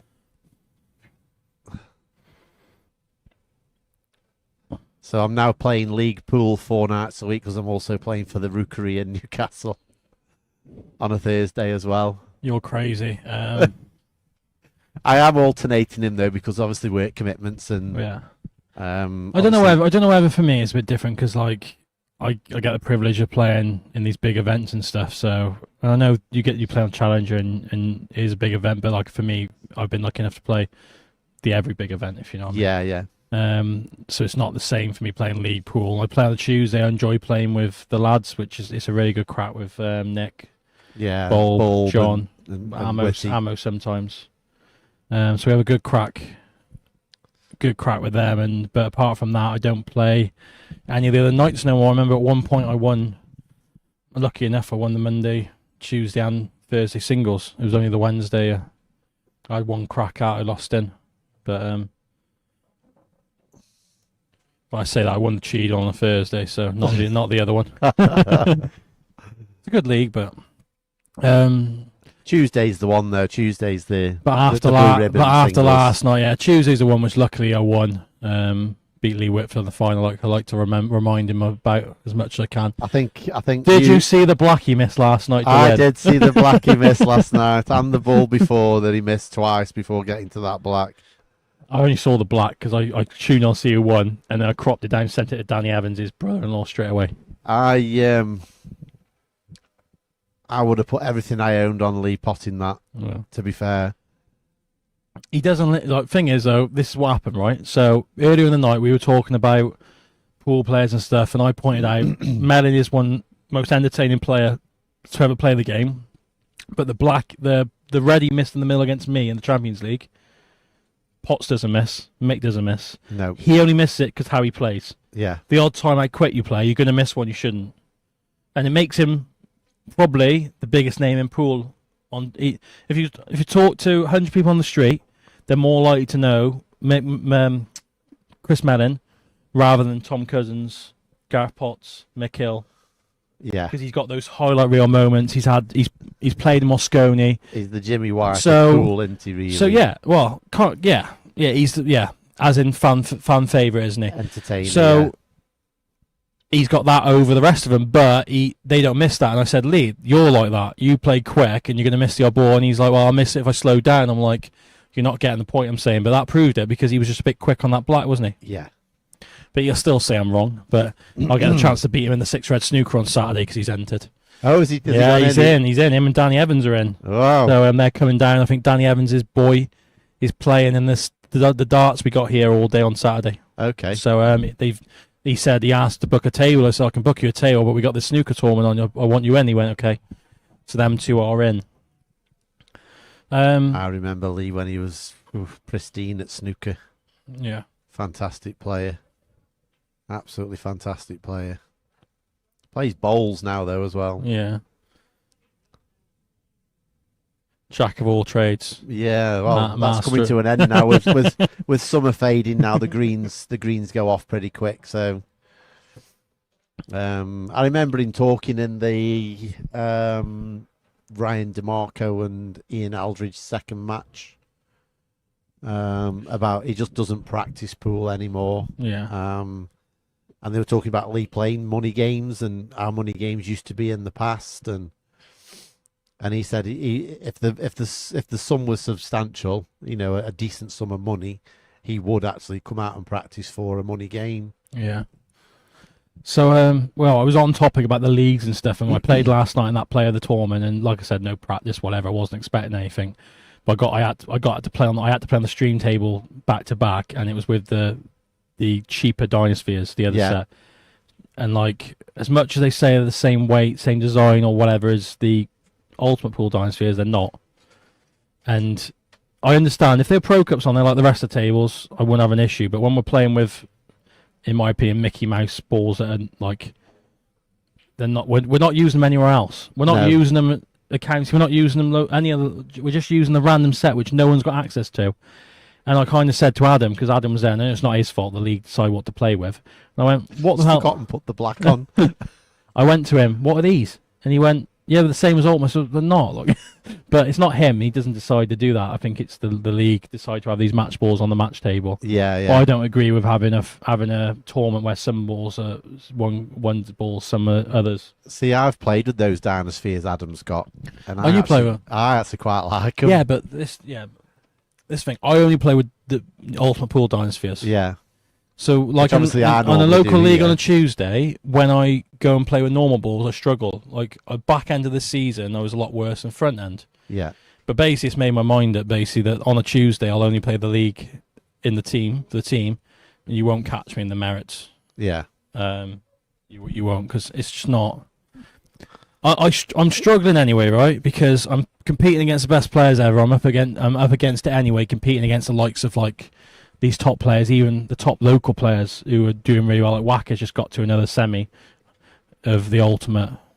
This could be a 3 red break off. That's a 3 red break off. And you see her put the thumbs up, the hand in the air.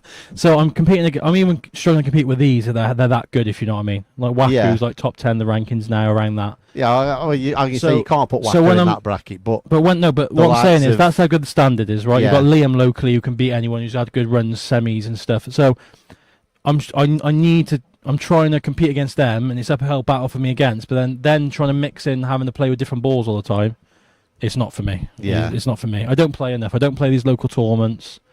Even when I was amateur, I didn't play the local tournaments down Plaza. The only one I played down Plaza was the King of the Hill, which it was just as I turned pro, so I wanted to play in it for a bit of match practice. So, yeah. Like, the only other balls I will play with is the Pulka balls. Because Pulka is life. Thought she was in off there. Put the hand up. And this is a big frame, because there has been a frame gap in the match just before the break. Yeah. She doesn't want to go forward. I think it'll be that, if you know what I mean. Yeah, the game's over if it goes 4 difference, I think. Kirsty is tiring a little bit because she's had to. She's moaning she had work today. 5 o'clock this morning. She was try having to go swimming and then soft play with your 4-year-old, and then moan to me about work. Oh dear. I filmed the promo video for this in soft play, and while I'm doing it, Evie's like, "Come back and play, come back and play."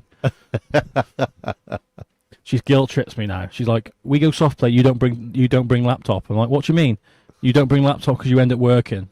And so I'm about to leave the house with the laptop on. She goes, "No laptop, so I have to leave the laptop." She's got you round thumb. She has, mate. Yeah. She starts school next week. I know. It's crazy. I've just been talking to her. Yeah, it's crazy. Good long pot with Kirst. She's ye long red. They can have their hands full at school with her. She'll certainly be telling them what she wants, what she likes, and what she doesn't like. Yeah.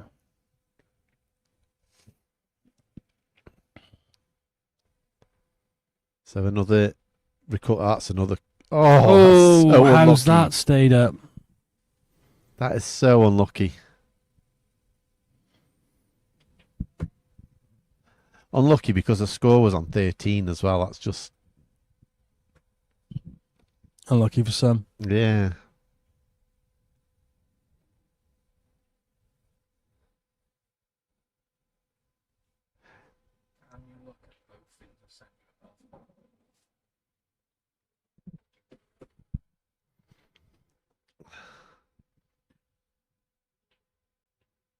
Good long pot. And that's come out well, Yeah. that. Is she on the one to the bottom right? No, so it will be the one to the... bottom left she's not on. She will be on the one to the bottom right, of course. And the pink sneaks past as well, as she can hold the white. Let's have a look. It does. She'd rather be high on it, though, because if she's straight on it, high. It's going to be hard.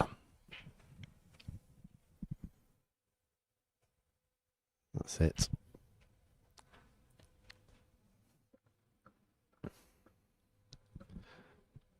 It's just a gentle punch shot now, isn't it, for this one? Just bring the white out. A few in, that's it. Lovely.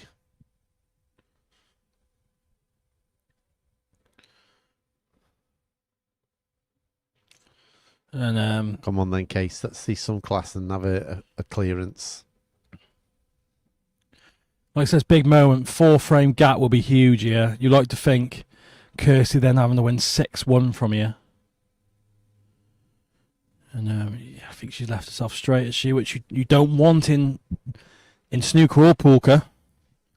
You want angles.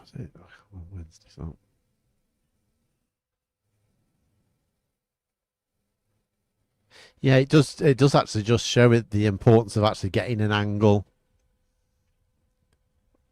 again with these balls. Oh, just short. Just short. With pool, you can force the angles. You know, you can, especially with this cloth. I mean, yeah, some of the angles you can make on these tables of this cloth are ridiculous. But it's just that little bit more difficult with these balls. Yeah. And like I say, I do, but I honestly believe that these two have got hold of the white ball better than anybody so far in this game. Yeah. Consistently, anyway.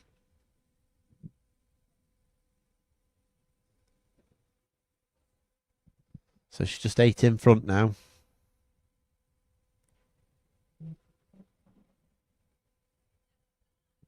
Oh, that's come out. That's come out reasonably nice as well.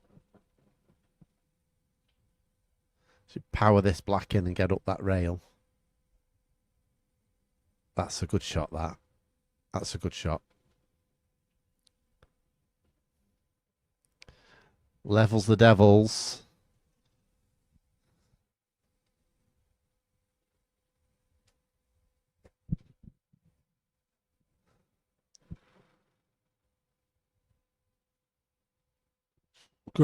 Great shot. So just because the brown's slightly off the spot, the green would normally be the one just to drop through and be on the yellow, but yeah, and I think the other way, the problem is the brown, she will have to top it through for the yellow to the pocket she's got her hand on. Yeah, to the green pocket, yeah. Yeah. Just okay. Nice. She can just bounce it off the top rail though now. Obviously, like we say, this it will take with running the ball through. It won't come wide and go round 2 rails like it would with the 1 7/8 ball. This will be just straight on and off. Perfect. A little stun screw for the brown. Shot. So 10 the lead. So brown and blue. Just okay. You think she would like to be a little bit? Don't think she'll miss it, but just no in off. That's all you want. No in off. Played it well. That is the frame, and that's it. She's 19 in and front. This will now. be for the high break. 33. Oh, go on, Kirst. Go for the black. I will have to update the spreadsheet though, because that's 40. Kirsty Shepherd. She didn't put the black to 33. 33, sorry. Sorry, that's me getting a bit overexcited with wanting to take the black on. So she got to that point. Pinched the eye break for the moment.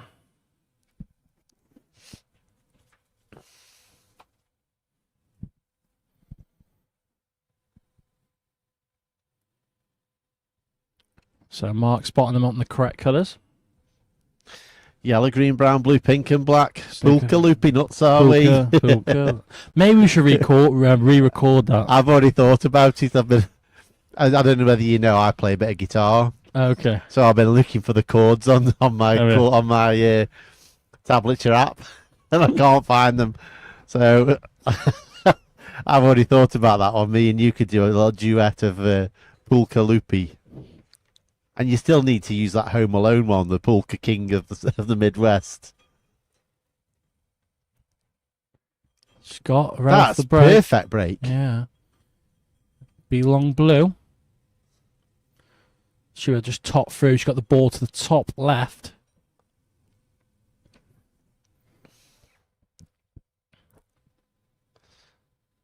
She could even have that red to the left of the blue spot back down into the bottom left corner. If she just rolls it through steady. Yeah, that's what she's leaving. Or no, she'll go top now, I think. Just gone a little bit too far for the one down in the corner.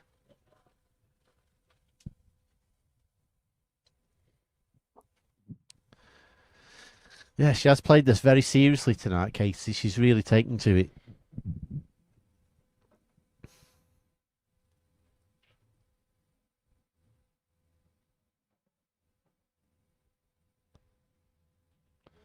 So right side of the colours, which means she can play and come down the table.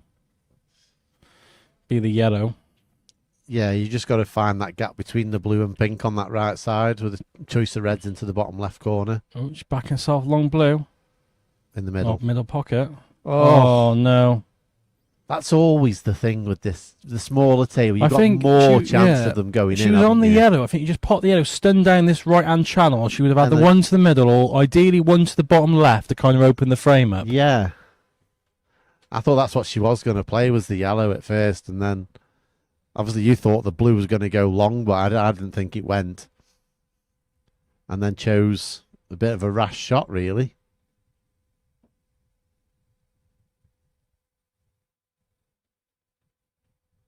Is she on that pink? Has she just gone far enough for that pink? See, this is where I think putting the black on the back on the spot here now ties it up more.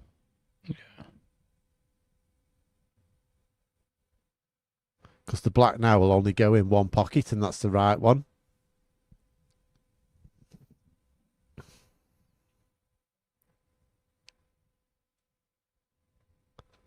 Maybe she can just get a cue in far enough just to bring this back a few inches to take the black into the same pocket.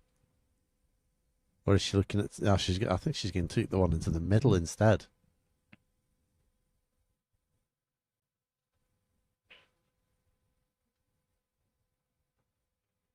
She's undecided. I don't think she can decide what she's going to do here.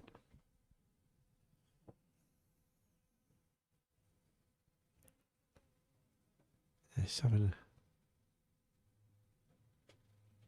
the red to the middle, and then the pink wouldn't be the worst shot.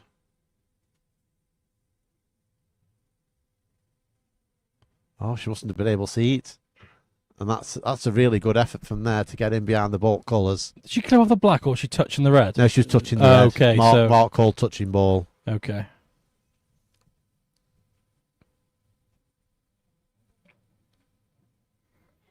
Yeah, it's good safety there That's a good safety there. to find that line. I'm not sure what she can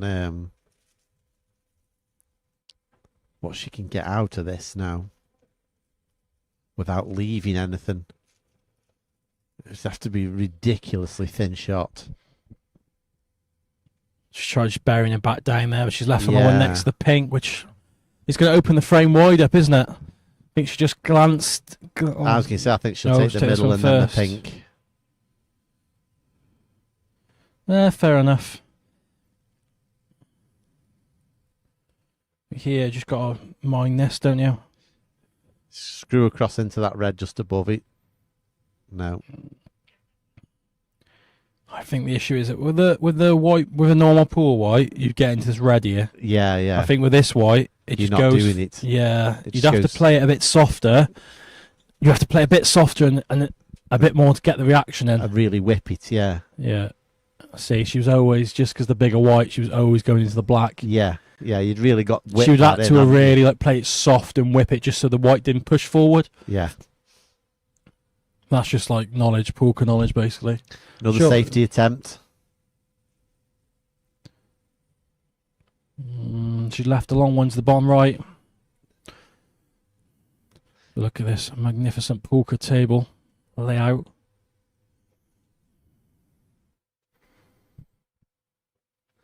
Just be concentrating on the whiteboard, getting around that red, and it's just gone into it. But she's on the pink.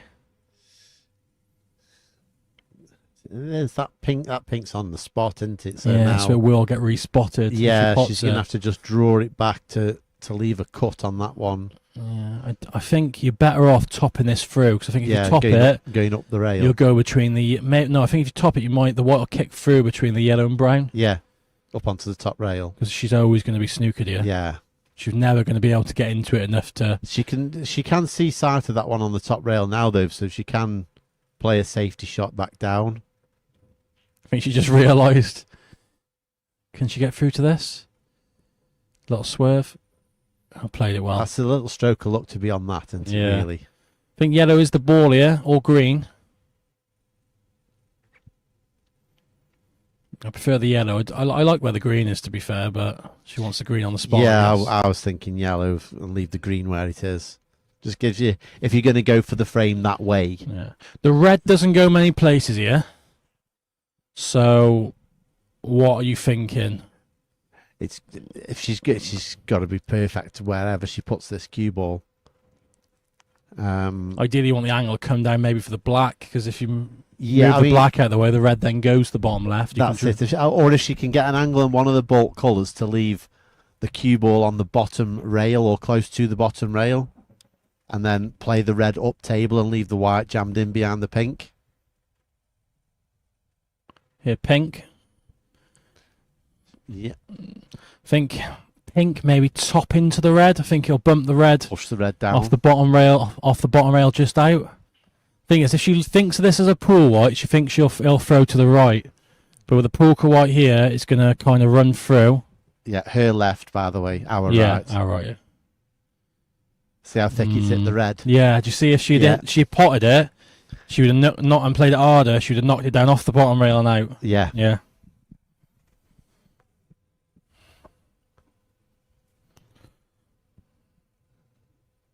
Like I said, it's the first game for all these. They've only no one's played 2 poolka matches yet, so you like to think second round will give them be a bit more critical of them with shot selection and how the white reacts. But at the moment, they're all still learning. A bit of a two-way.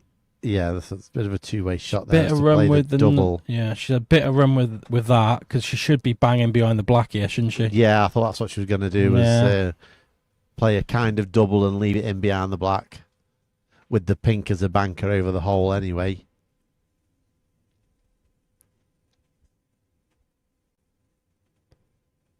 Oh, Casey's played a shot here.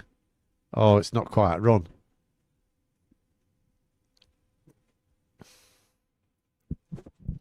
So I did forget to update. That is updated now. Bottom left, 10th frame winner was Kirsty Shephard. No black ball frames left yet. No. If it slows down. A drop into the middle.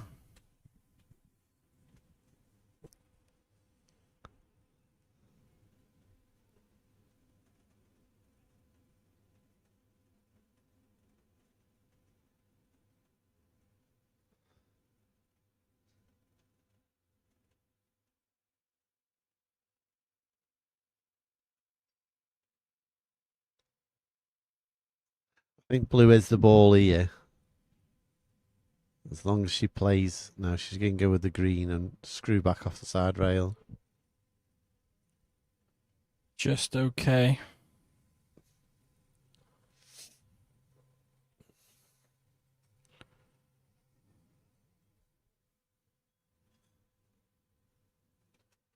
So clipping this yellow in, you want to leave the white ball somewhere in line with the blue and black spots up and down the table. That's a little bit low. Need to be a little bit higher up on that green just so she get a simple stun shot onto the top rail. She'll run it in, a little bit of left hand side. That's ideal. Brown and blue needed. Brown and blue, and that will take her 2 frames away from victory. That's a lot worse than what it could have been. Yeah, there's only 16 the difference. Yeah, where the white is tracking towards the top left. I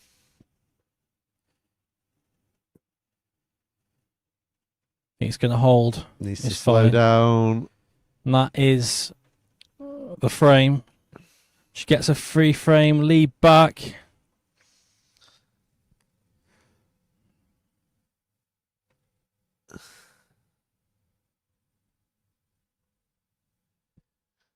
Eight 5 and into frame 14 we go.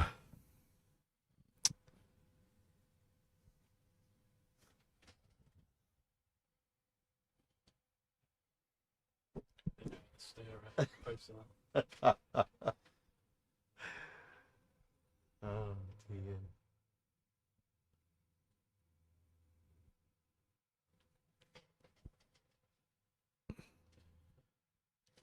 Well, if you are local, Saturday night, 6 red monthly tournament is back here along the snooker.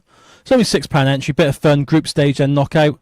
We've got 14 entries at the moment, capped to 16. So if you are interested, give me a message. Also, Monday, bank holiday, from 10 a.m. we have our bank holiday double limb tournament, amateurs only. So if you are a pro, sorry.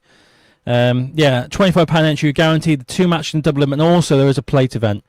So yeah, if you are you are in the area, but then also in the night, even more, one frame knockout. You're running an OFKO, aren't you? OFKO, one frame knockout for the third week running, as Kirsty is bashing them and just straighting off. Yeah, you can't stun that break with those reds being that far down. You've got to hit it at the bottom.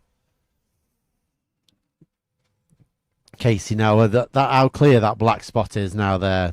This is where you do get the black back onto the spot.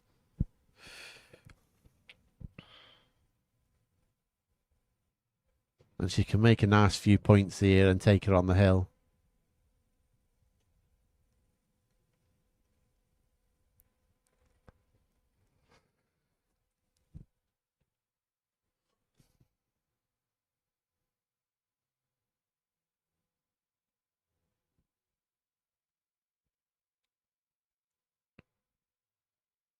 So let's know in the comments, do you think this is going to be all she wrote? Do you think Casey's going to get to the hill and that's kind of it? Or do you think Kirsty can still pull this fight back on? Anyone out there think we can go to 9-9? Yeah. Do you think we're going to get our first decider? We've not had a decider yet, have we? No. No poolka deciders yet.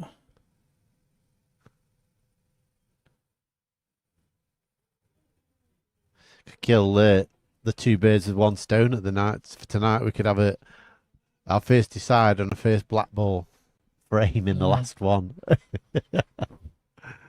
Oh, big miss. 16. Yeah, 116. she can't keep letting Kirsty in like this because she'll soon start rocking the points up.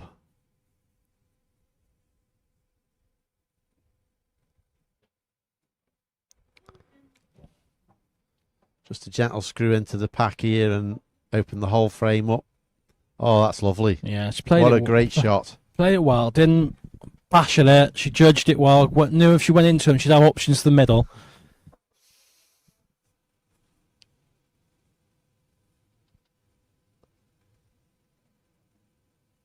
Does the pink still go? Can she still use the pink in the middle? We'll have a look in a second from the overhead, or we'll have a look at the side now. It does still Yes, go. it still goes in either pocket. Be the green. Ideally, you want to drag this in, really, don't you? Leave the one on top rail. Yeah, but yeah, closest to the pocket. This ain't nice with a bigger white ball. It's just taking that little bit extra time and a little bit extra focus.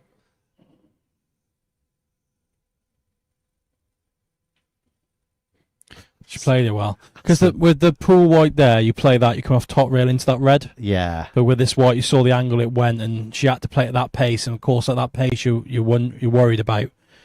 It just does run on though. You're worried about it drifting, finger marks, some tables not being level.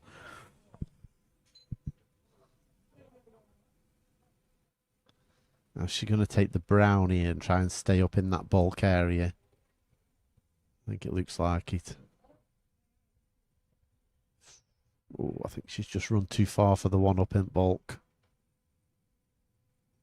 That's the right spot, Mr. Goff. That's the brown one.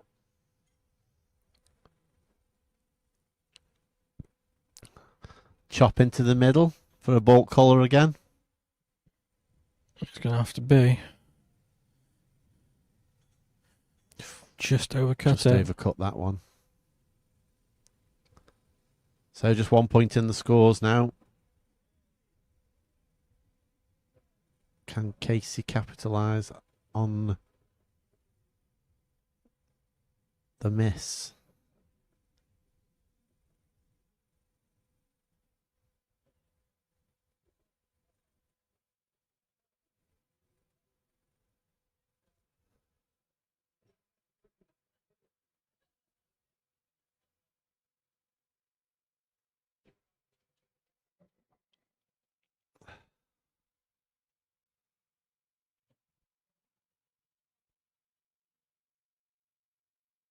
Just in between, isn't she? Yeah. I prefer the other red, to be honest. Yeah. But as long as she pots, it's okay. She needs to come away from that rail. Just to run through on the brown here and take the other one in the bulk. In the bulk area of the table.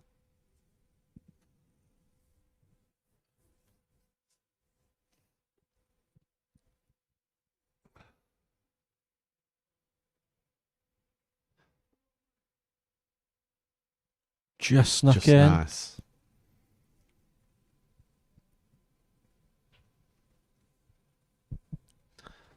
On and off the right-hand rail for the pink.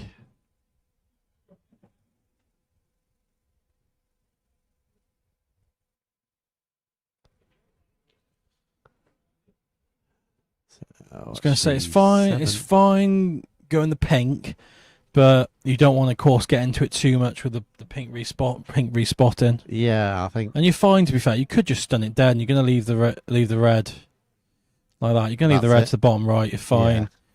So 30 in the lead. Both reds going to be needed.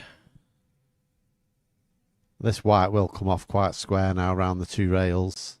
Oh, needed a bit more pace than that. Don't like that pace. No. I'd much rather play it for a bolt colour than... Yeah, because if you underhit it playing for a bolt colour, you've always got blue or pink, haven't you? Pressure green now, I think, is the order of the day. And she's knocked 1 or 2 of these in already, so she can't be not confident with knocking does she this ball just in. come off? You just run into the black, leave it over the pocket?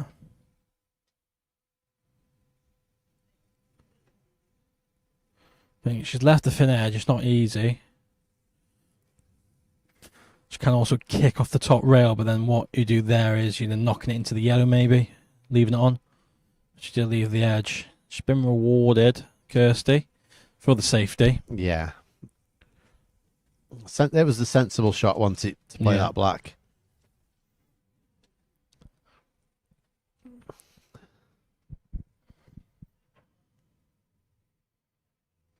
Oh, bit. See how square it comes off. Yeah, she has got the black there.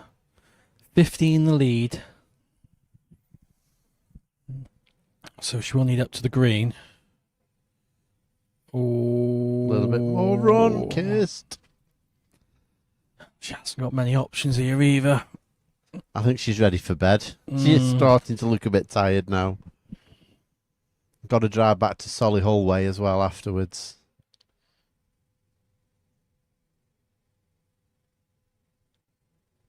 Oh, so there's 1 foul.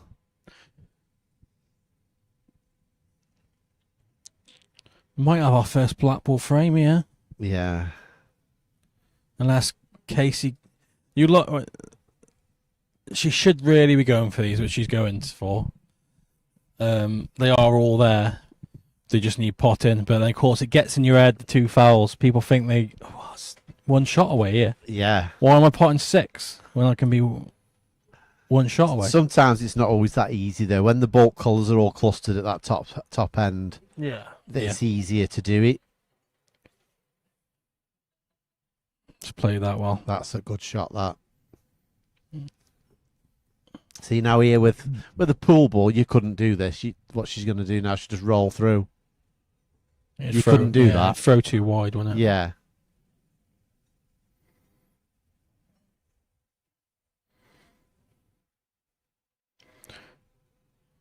Just okay, but it's run for a bit more than I think she was expecting. Yeah, she can just top this the same. Again, it won't arc. It's run straight through. And that perfect is, on the as black. you can see updated on the bottom right, second one up. That is our first black ball frame. Doesn't matter if this goes in or not, but that is a black ball frame. But it's Casey who's won it. She moves on to the L. And she's taking a comfort break. Just while she's comfort break, we'll run an ad quickly.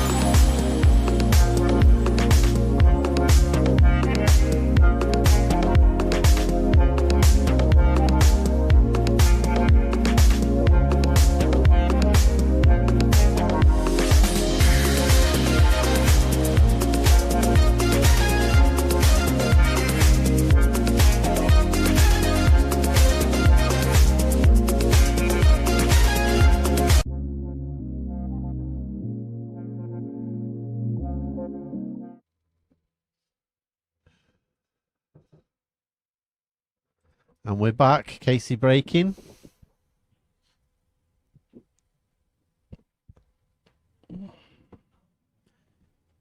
She hasn't been. Am I going mad? She hasn't been whacking them, has she?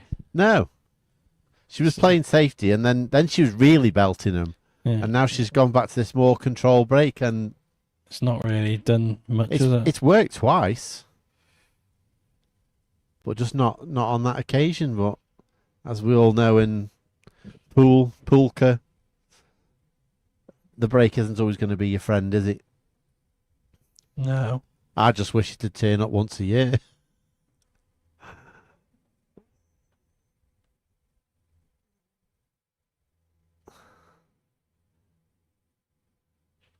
Still got the wherewithal to play this safety game, Kirsty, as tired as she is saying. She's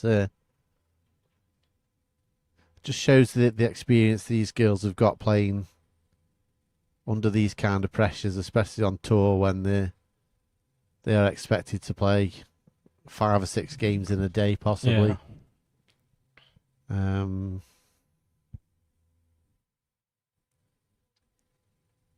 Thing cut back. Blue to the middle. Yeah, I think it will be blue. There's nothing really else on. There's the suicidal black, but depends how quick she wants out, whether she wants to decided now enough's enough and let Casey have it, or Yeah. But I can't see that really with Kirsty. I don't think she'll give up. Like we've had some people check out. I don't think she will.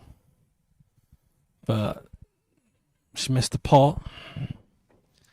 Well, I think so the handicap is in though. Those on the handicap +6. Yeah. It was close, to be fair. If you do think Casey does win this frame, then it is on the bubble of the handicap, basically.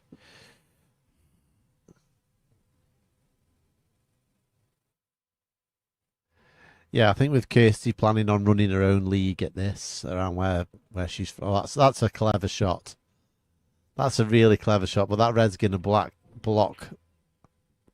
the black ball. Still the green available. Can she get through to it? Yeah, I think she can. I think she can see it. I think she could go. She could go cushion first here. It's a bit hard to judge, though, isn't it? With is she playing safe? No, she got blue in the middle. Blue to the middle. Blue to the corner. Oh, no. Pensional pockets.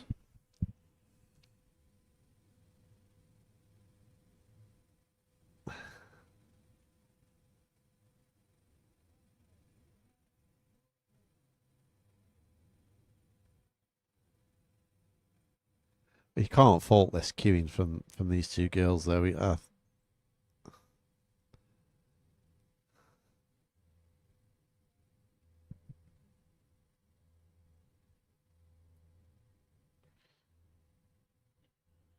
She's taking the cut back on the red to split the other reds open. And she has actually landed on the pink. Or could take the banker in the green, overcut it to get the white running back down.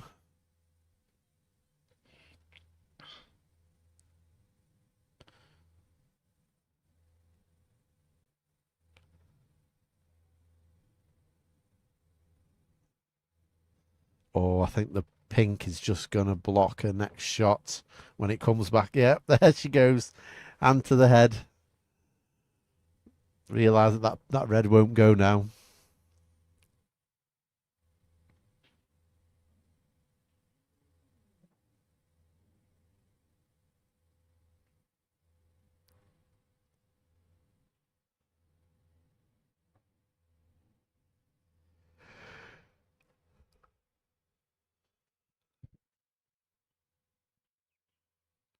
Is this cut on into the bottom corner? She's going for it. So it was either a very bad attempt to the cut or a very bad safety, unless she's playing doubles with Casey.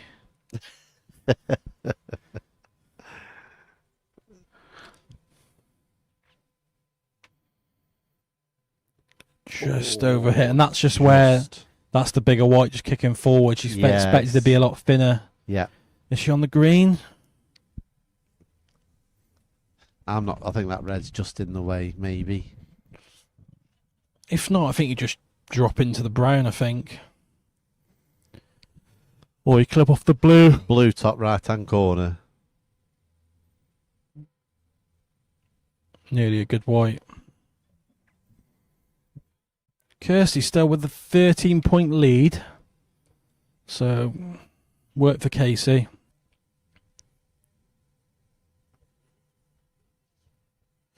Oh, she knocked this one in as well. Green in. Oh, she sold out. Casey be looking to get this game won. I think she lives about an hour away. Yeah, she's come from the same sort of direction as Kirsty tonight. Yeah. She was saying earlier. So the pink will respot if she screws back. Yeah, unless she holds the spot.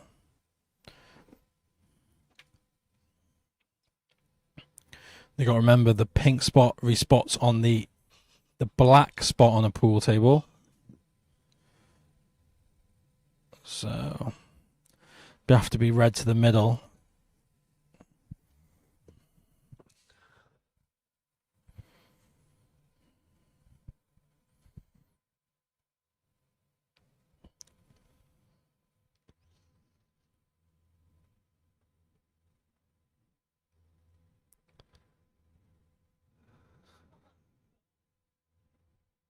She's looking at safety. She's going to play off the brown here in behind the blue, I think.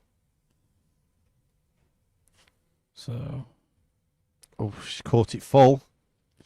I don't think the shot, unless she played with a tracer side. Yeah. I don't think she could have got behind the blue. Just the way the ball would have gone through the brown, the white ball would have gone through the brown. I don't think it froze wide enough.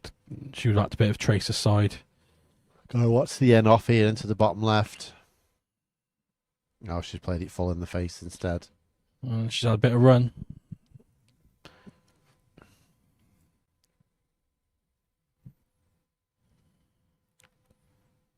Bit awkward because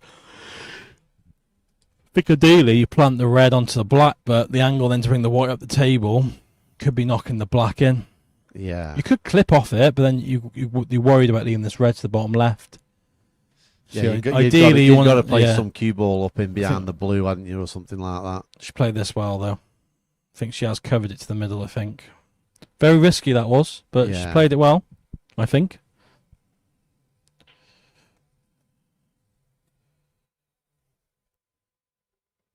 This possibly goes up past the blue, you know. I think she'll be looking just... Oh, she is going. She's going full out attack, isn't she? I think, are you playing this cut? It's a bit more out than it looks from this angle. It looks a bit thinner on this angle, but looks a lot more achievable. No worry about the in-off. The only thing you can worry about is if the white come twice up and knock the green in. Yeah, like I say, these do cut easier with the bigger balls. Yeah. Yeah, no problem. And see how shallow the white ball came down the table too.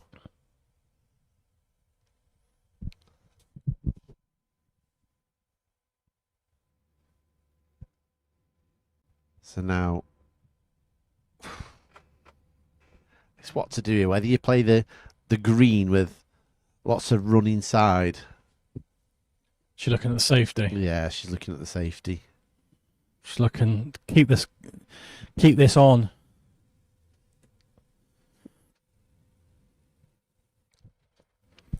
So Littler, talking just totally off topic, he lost in the semi today. Is that Players' Championship? To Dolan, yeah. So he still hasn't won yet, you know.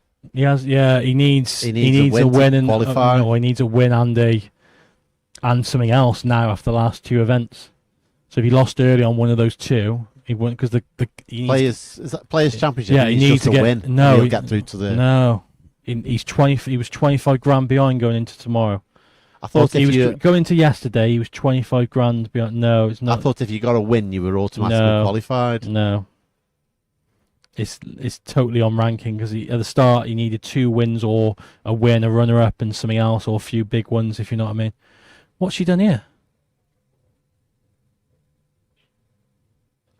I think that we've just seen our first deliberate foul. I don't get it though, because I don't get it, because what does... I'm gonna have to watch the replay. I don't get what's just gone on. We've just seen the first deliberate foul, I'm telling you.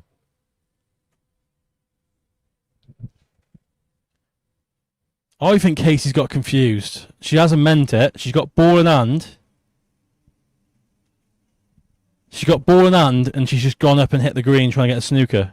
So she's got confused in her head, but she was on the red. She hasn't meant to do it. Don't know what she's got in her head, but I don't know what she was thinking about then, with having that red left on there.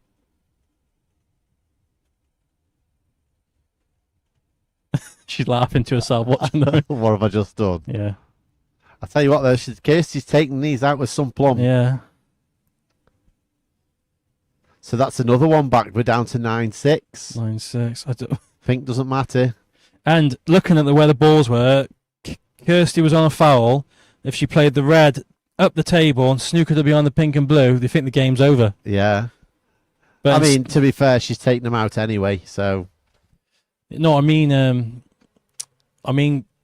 Casey could have played that shot. Yeah, yeah. Snooker Kirsty, and it would have been game over, basically. Yeah, it would. 2 fouls, So that's us talking. But yeah, in the darts, Dolan beat Littler in the semi, so I think he's on around 10,000, so he's 15,000 behind, so he's going to need a win and probably something else. Right. If he lost, say, first or second round, that'd be the dream over him and getting the clean sweep.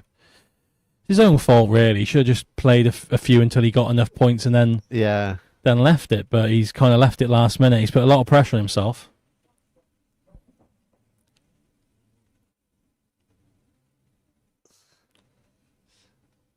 And do you think coming towards the end of the year with that, heading towards the Worlds for them, missing out on that important match play? Well, it's Player Championship, miss out, won't he? That's what I mean, boy. He's missing out on the match play. Yeah, but he had in his head he wasn't going to do it anyway. He's only doing it because he's trying to get the clean sweep of having all the majors. Yeah. So he didn't want to really get to it anyway. He said he's actually got a holiday booked. Oh, blue and white in. So he's actually got a holiday booked. They plan to not go. Yeah. They plan to book a family holiday and say, we're not playing it, we're not playing no Pro Series. Well, he's not been on a holiday for over a year, has he? Yeah. I mean, even you've been on holiday. Luke Littler sells cards on Whatnot. I'm not joking. I was scrolling the night. Yeah? And he was on live selling, and it was actually him selling football cards.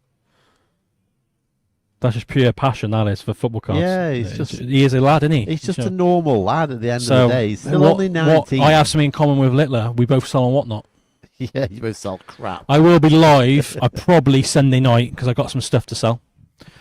Signed Football Top will be available to win. Where's my tablet? Did you want it today, dear? Whenever you've... as long as it's saved. Oh, no, I've got 10 of them. Oh, right, that's all right then. As long as I've got one saved. Yeah, no, I've got you one saved, don't worry. Right, okay. Talking about that, if you are looking for a kid's tablet, I have a Mickey Mouse one, I have a Cars one, I have a Frozen one. Bundles available. They come with headphones and a carry case, depending on the design you're looking at. Some of them don't come with a headphone, some don't come with a screen protector, vice versa. But some good bundles and very good priced. Recommended retail price is 130 quid for them bundles, and I am around half that price. So Casey's played that well, very well controlled. Should be looking to... Should really be looking towards a 30-40 break here, really, and get this game over and done with.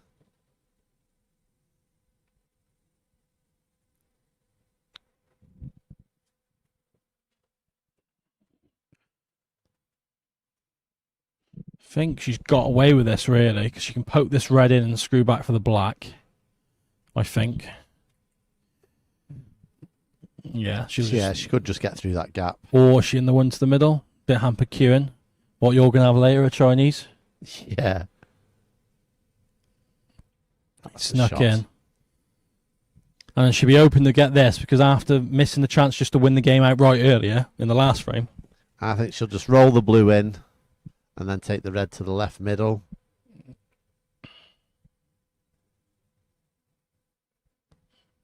Played it well. Drop down for the black now. Yeah.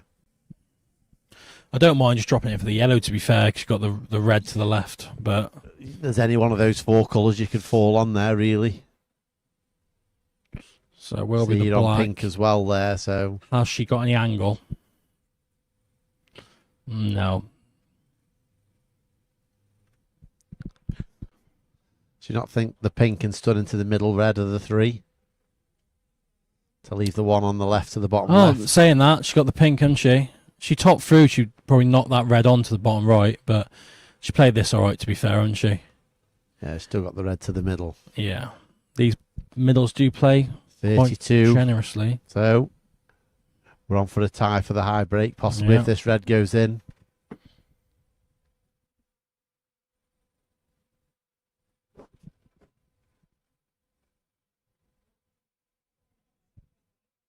Should be looking just to bite into it a little bit, the kind of colour.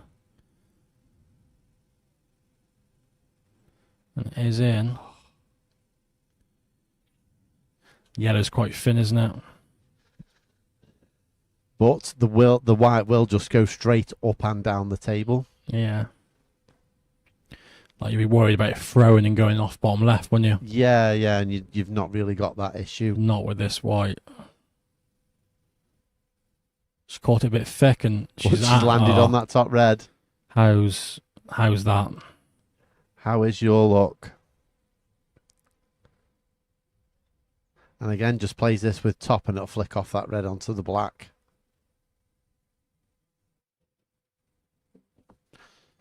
Oh, she just play it soft. She's on the pink. I think she can pinch this. Again, this is one of those little soft whip shots just to... Yeah.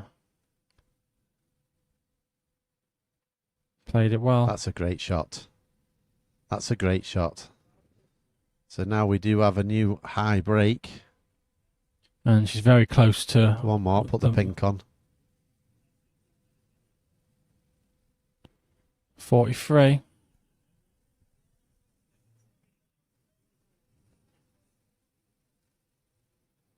That's 50. First half century of the night. Yeah. And this is frame ball. Down and up, and this is match ball. Yeah, match ball. And that is in. So now can she go on and complete the table clearance? Or do you think she'll just decide enough's enough? Come on, Casey, give us a highlight finish. But she is into the last 8, eliminating Kirsty Shepherd. It's not to be. That's unlucky. So that's a break of 58 to win the match. As you see it, update on your screen. And I'll update the rest of the banks tonight. So, of course, the match winner was CASSEY RANFORD-NORREY. It was an even amount of frames. Kirsty's falling all over the table. I think she's ready to just put a pillow and a quilt on there and go sleep. So that's it, just running through the outcomes. If you are on the predictions contest, CASSEY won the match, even amount of frames with 16. The bank won't let me update, but it was the 14-16 bracket. Total points was under. Kirsty Shepherd actually won the 10th frame, and she was the first player to foul. CASSEY taking that high break in the last frame of the night, 58. 3 frames won by the 2 foul, and it was all by CASSEY after the big build-up start of the match. With I think Kirsty was eyeing it up, but missed a few opportunities there. 1 black ball frame, and both players did pot directly off the break. What do you think, Steve, of the match overall? I think it was a good quality match. Like I say, I think these two have really got hold of that cue ball properly tonight, better than what I have seen in recent weeks. So I think, you know, overall, it's a good showing from Kirsty, but just slightly outclassed by CASSEY in the end. Look, it was slightly closer than what the bookies thought. Bookies thought it would be 10-6. 10-4, sorry. Yeah, like I say, based on what they priced up at. 10-4, 10-3. Yeah. So it was slightly closer. It could have been even closer. Instead of a few frames when it was, I think it was 5-3, 4-3. It kind of CASSEY kicked on before the break. Yeah, before the break, I think the match itself could have gone either way. Get to 3-3, what we didn't expect. It's just when it went to 5-3 was when I think the game changed and Yeah. Casey just took over a little bit. We didn't have huge breaks, but like you said, they did very well moving the water around, a few very good safeties, and I think we'd have had more bigger breaks had they not missed silly balls. Yeah. Like I say, the control of everything was spot on. It was just the silly mistakes of missing balls they shouldn't really miss. No, definitely. But again, that comes down to angles with the same size cue ball as object balls. The balls do cut easier and the angles do change slightly. They become a lot shallower. So, and it always helps when your referee can put the balls on the right spots. That well. would help. I'm unsure who the next week's game is. I think I've been told, but I forgot. But it is back in the men's invitational. But we have some big, tasty games coming up. We've still got Carl Sutton versus Tom Cousins coming up. Jaden versus Gareth Hibbert. Yeah. Myself versus Brian Alcrow. I know you're all waiting for that. I think I'm working that night. But yeah, again, another good quality night of poolka action at Longton Snooker and Pool Club. But no, thanks for all joining us. Remember, follow the pages if you're not following already, but join us next week for more poolka action. Yeah, good night.